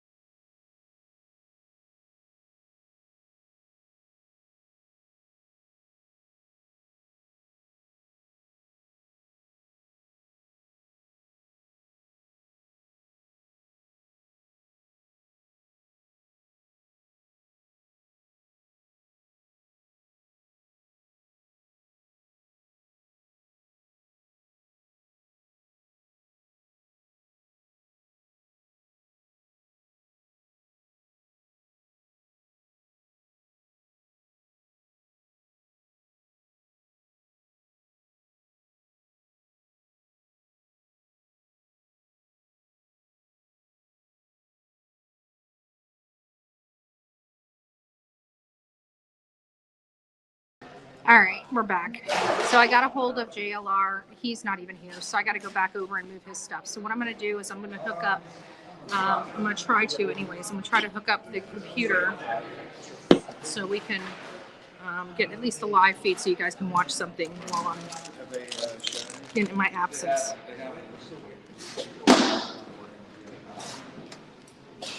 I thought you were joking. Michael, God bless you. You meant he left one child alive. Yes, he left one child alive. There is a young lawyer, lawtuber, officer, dark hair, named James. He was at Amber Tragedies trial every day. He is very insightful. A great kid, nice. Buster is the older son. I don't know how I like that name. Like Buster's like the name that's one of my first dog's names. All right, let me go ahead and let's live feed this on in here. Give me just a second. Let me get into StreamYard. What I'm gonna end up having to do is I'm gonna have to mute the phone while we go in here, and then I'll we'll go from there. Give me just a second. Let me put this out. Myself. I'm entering the studio now. I'm gonna mute.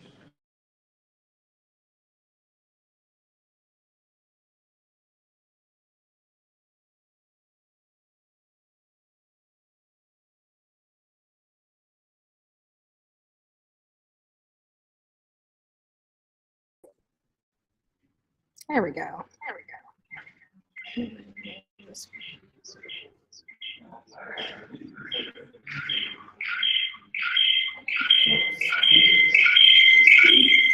Sorry, guys. Sorry, it's my phone. There we go.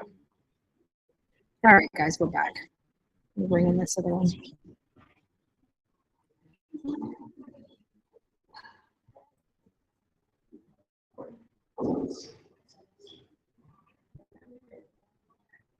In October 2007. That's so while you're here waiting for this to... From the time you had written that letter to the meeting in October, you had already made some adjustments to your story. Okay. So what I'm going to do is I'm going to go ahead and mute you guys just so that I can pick up JLR's table and chair. He's not even around here. He just point to them now. Put that up bombshell on me. So in the letter to your lawyer, again, Michael, thank you so much for breakfast. You are amazing. Had drank these types of things happen. It's not a big deal. Like you bought like $50 worth of freaking food. Holy crap! Thank you. God bless you. It's great people like you that help us do the things that we do. In October 2007, hold on, guys. Page 15, counselor. You said he gave her 1/3 antifreeze, 2/3 juice, and the next day gave her another glass of it. And that whole day, in bed a lot, wouldn't get out of bed, really just vomiting. Do you remember telling the prosecutor that? Yes, but it came in bits and pieces, and there were different times. You know, so she was vomiting in a little bit in the morning and more in the evening. I don't know how, you know, it's all time. They go back, you know, times throughout the day. In your letter, she was sleeping on her back for a bit, and he rolled her over a bit, and she didn't wake up. Then he rolled her on her face and left her for a bit. Do you remember writing that in your letter? Yes. In your interview,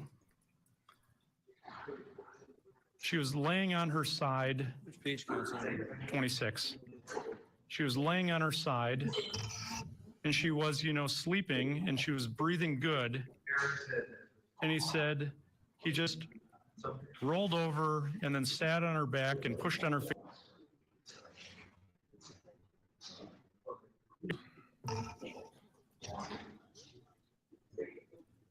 What's your version today? It's the same version. She did make it to her side and then went to her stomach. So he rolled her on her side and then left her for a bit? Yeah. And then came back? Yes. And then rolled her on her face? Yeah, but she started out on her back.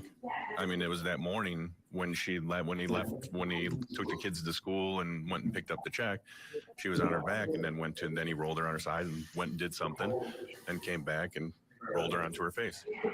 In exchange for your story, Objection. That's argumentative and it's sustained. In exchange for what you told the prosecution, you got a time-served recommendation from the DA on the reconfinement case. Correct. The previous recommendation from the agent was 4.5 years. From the agent, yes. And that got turned into 0, correct? Correct. You got a recommendation of no time on the theft by contractor and home improvement fraud case. Correct. Facing 7 years and you got 0 time, correct? Facing 3.5 and then got a probation. Aaron Dillard, do you believe him? We'll get a break in here and get you back into the courtroom for more testimony, more cross-examination after this. Life of Alec Murdaugh is bizarre. It is complicated. This great South Carolina attorney is charged with the murders of his own wife and son. Okay, and are they breathing? No, ma'am. Who exactly is this guy? Everybody knows that a household name. Family that's so powerful. Who knows where this thing is going to end? This case needs to be resolved. We need to put this behind us and move on. Murdaugh family murders. Live coverage today, only on Court TV. I'm Vinny Politan. Welcome to Closing Arguments. There is so much on the line, so much at stake. But what was this case really about? Closing Arguments with Vinny Politan.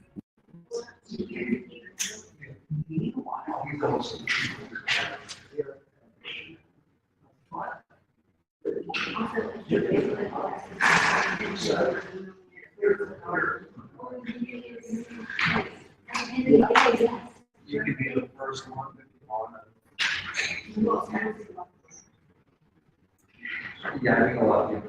These stories every day. Really shows you what's at stake. I'm Jason Bellini in Ukraine, Scripps News. On the ground with every update. The time has arrived. Because the world is a better place when we take the time to understand. Why is where curiosity is intentional.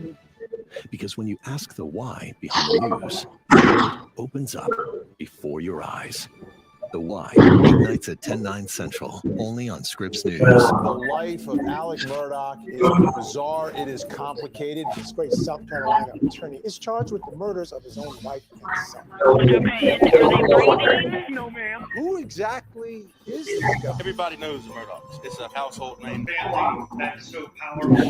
Who knows where this thing is going to end? This case needs to be resolved. We need to put this behind us and move on. Murdaugh family murders. Live coverage weekday mornings, only on Court TV. For adventure. Rex, go! Mystery. Fascinating. And thrill. Woo! Just keeping an ear out. Let's see if we can get anything up. What's with the dog? He's with me. You're not supposed to root for the criminals. That's what I do.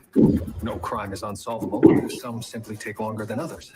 You'll always find more on Ion Plus. Giving back, elevating the community. In the Black community, mentorship can break down barriers and create opportunity. We need more women and men to surround Black youth with a village of caring mentors. We just had a mentor together. Go to bouncetv.com. Join renowned journalists.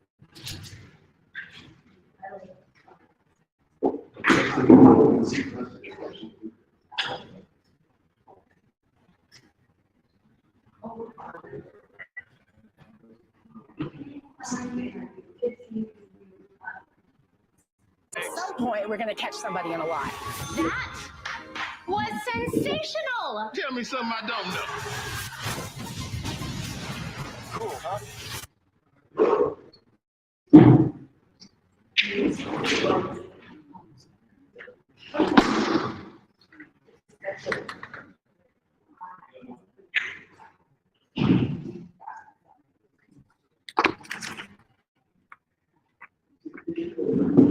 Okay, guys, I'm back. So stuff is still not. There we go.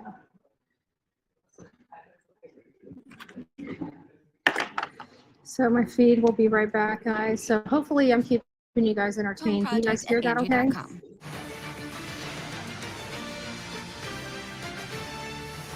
Welcome back. We're watching testimony this morning in the antifreeze murder retrial and focusing on statements from a jailhouse informant. Defendant Mark Jensen is facing a jury for the second time for the murder of his wife, Julie, after his 2008 conviction was overturned. While in jail, another inmate says Jensen confessed to him that he had used antifreeze to kill his wife and then suffocated her. That informant is on the stand this morning. He started his direct testimony on Friday. Today, it's been the cross-examination of Aaron Dillard. Let's go back in the courtroom for more of that cross. Give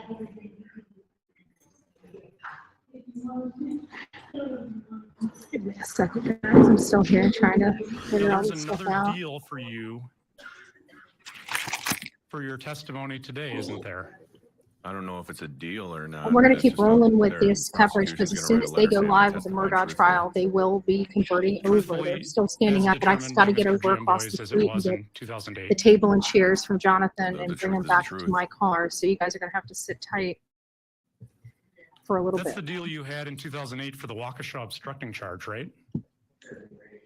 Yes. And in that case, you got no jail. Correct. After getting that letter. Correct.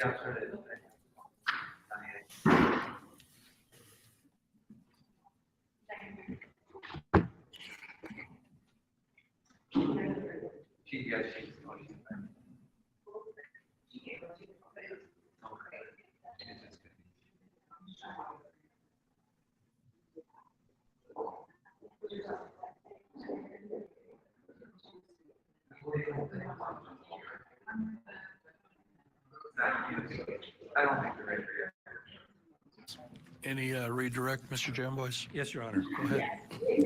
So first of all, I move Exhibit D71 into evidence. That's the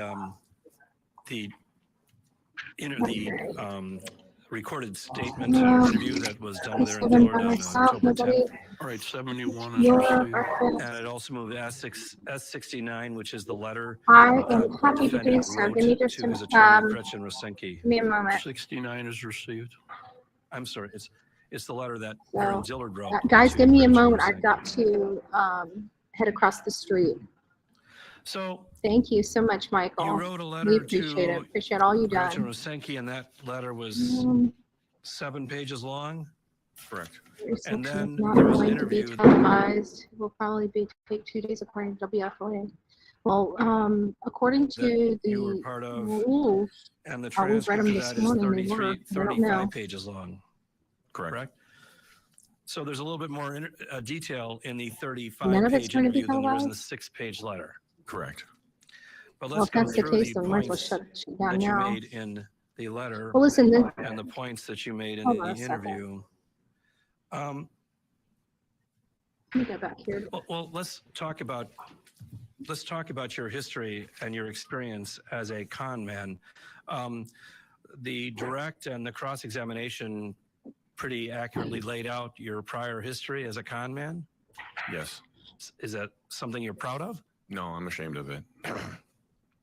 You're embarrassed by it? Those captions I'm is very not embarrassed on by it, so. And yet, So we even when asked you that. got out the last time, you continue to engage in fraudulent conduct. Correct. In your interview, you All right, indicated guys. Well, that this you is had what a I'm going to gambling do. addiction. I'm going to go ahead and I'm going to end Did the you live have treatment feed for your now, gambling addiction? Yes, I and have. then we will chat. We will chat here in a When was the little last bit. time I'm you going to get gambled? set up in a different location, and we'll come back Probably live. 2 Just years give me ago. just give me a minute.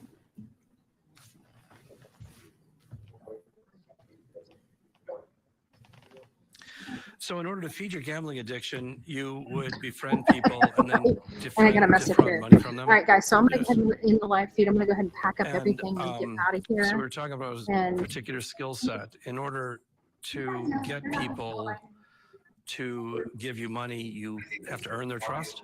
Yes. And So did you use that skill set when you first were locked up with Mark Jensen? Yes. You gained his trust? Yes, I did. So tell the jury what sort of things you did to gain Mark Jensen's trust. I gave him information he could use in his defense. Because With the toxicology reports and the skin samples or the samples that were lost to OX for asked for new tests on them, and if they couldn't provide the samples, then you could get that evidence thrown out. Things like that. I'd give them ways to just combat what the. So we're still trying to find out. I'm here now, So and Mark Jensen told you that we're still some things trying were to move on lost how at they were the going St. Louis to. Forensic Toxicology Lab? Yes. Okay, let me see if I can. Now, Can you wouldn't guys have still known hear it? about documents missing from the St. Louis Forensic Toxicology Lab unless Mark Jensen told you about it. Correct. There's nothing about that in Ed Klug's transcript, is there? No. And for that matter, there's nothing about that. Even if you'd read the interview, well, of course, Can you you guys hear never that read the whenever interview transcript. whenever I No, mute Mark myself? Can you Jensen guys still and hear Paul the Ratzberg. stuff playing behind me? So the only way you'd know No, that the jury there has was not been anything chosen. missing That's what we're hearing. They're doing from the the jury selection over the records next of 2 the St. days, Louis and then his Forensic trial will Toxicology begin. Lab is if Mark Jensen told you that. So I may end up And that's what you Mark know, Jensen going to told you. Leilani's Correct. thing and turning then around. They are live. After he told you that, They are live audio you only. suggested that he should ask that those samples be retested. Correct. Okay. With the expectation that if we They couldn't, have if the audio. if So they were why is lost, the audio then not coming his in here case could get on kicked Court out. TV? Let me Yes. find the audio. Did Mark Jensen seem to be interested in that information? Very interested. He got on the phone and called somebody to.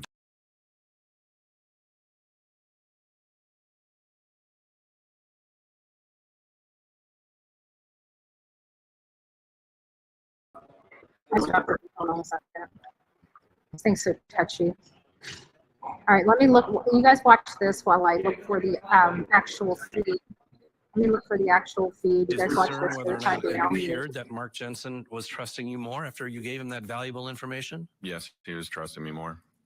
And did he start to divulge more information to you? Yes.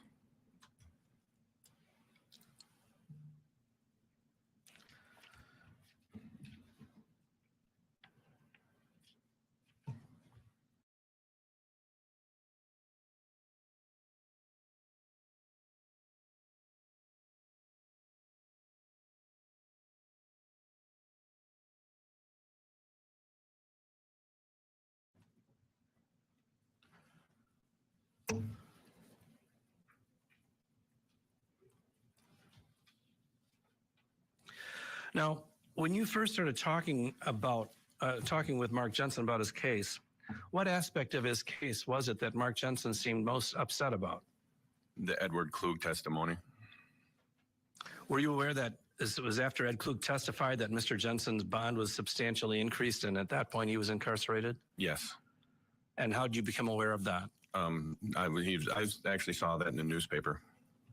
So that's what was really uppermost in Mark Jensen's mind at that point, was this guy Ed Klug testifies and suddenly his bond gets jacked up and he's put in jail. Yes. And that's why he was upset about Ed Klug's testimony. Yes, said everybody was out to get him.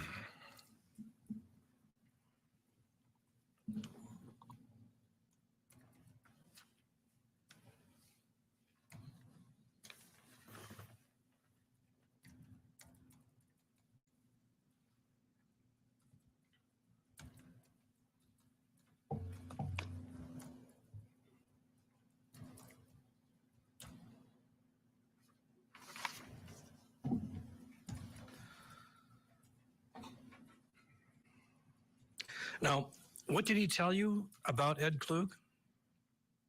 He told me he was an attention getter, that he's just looking for the limelight. And he's basically, that's mostly it, you know, besides what he did. Now, at some point he came I've around. been sitting here talking and realizing my mic's muted. Okay, every selection is that he wished underway. he I've hadn't got opened his stupid mouth around his coworker about him wanting to kill his wife. That's correct. And that's on page 3 of the letter that you wrote to your attorney. Give me just a second.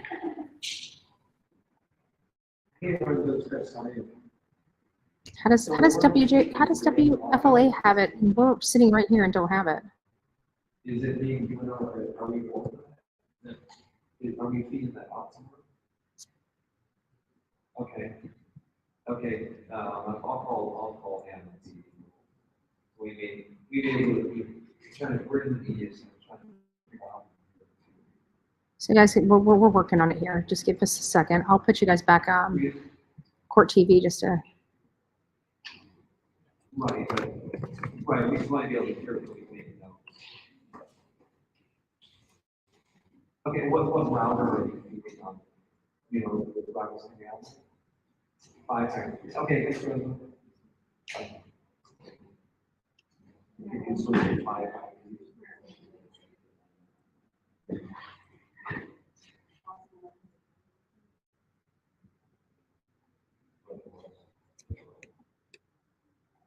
I'm trying to find it, guys.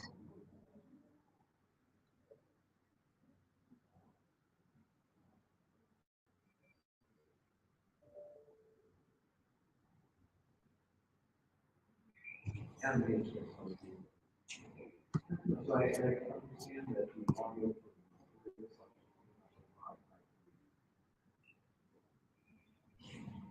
Okay, because of this one. Gotcha. So, okay, it'll be slow.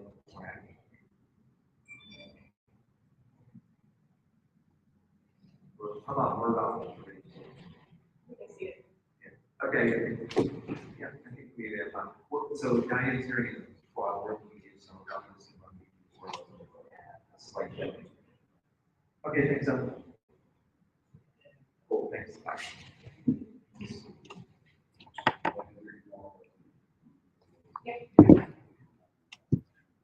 All right, guys, listen, this is what I'm going to do. Had the feed for a short time, then JB switched it off.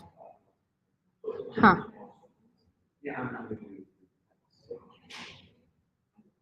Yeah, this wasn't very well organized. They tell us to come over here. The overflow media needed to come over here. We're here, and it's supposed to be up on that screen, and nothing. We literally have nothing over here. We're dead. So I hear some people are trying to get into it now, but I don't know if it's going to work, especially if the live feed just went out. So, all right, guys, listen, I'm going to go ahead and kill this feed. I'm going to go ahead and pack up. I got to go get JLR's table and chairs. If I don't get it, he's going to kill me because he told me to grab it for me. I'm like, I hate doing anything for anybody because I always get myself in trouble when I try to help. All right, guys, I got a lot of stuff to pack up. So I'm going to see you guys. Just be on the lookout for me to come live again. We will be live later today. I've got a lot of editing to do. I want to get some videos pushed out to you guys, so be on the lookout for the videos as well. And for all those that contributed to coffee and breakfast this morning, thank you so much. God bless each and every one of you. And until next time, don't forget to be fearless. If you see something, say something. An ounce of prevention is worth a pound of cure. Good day.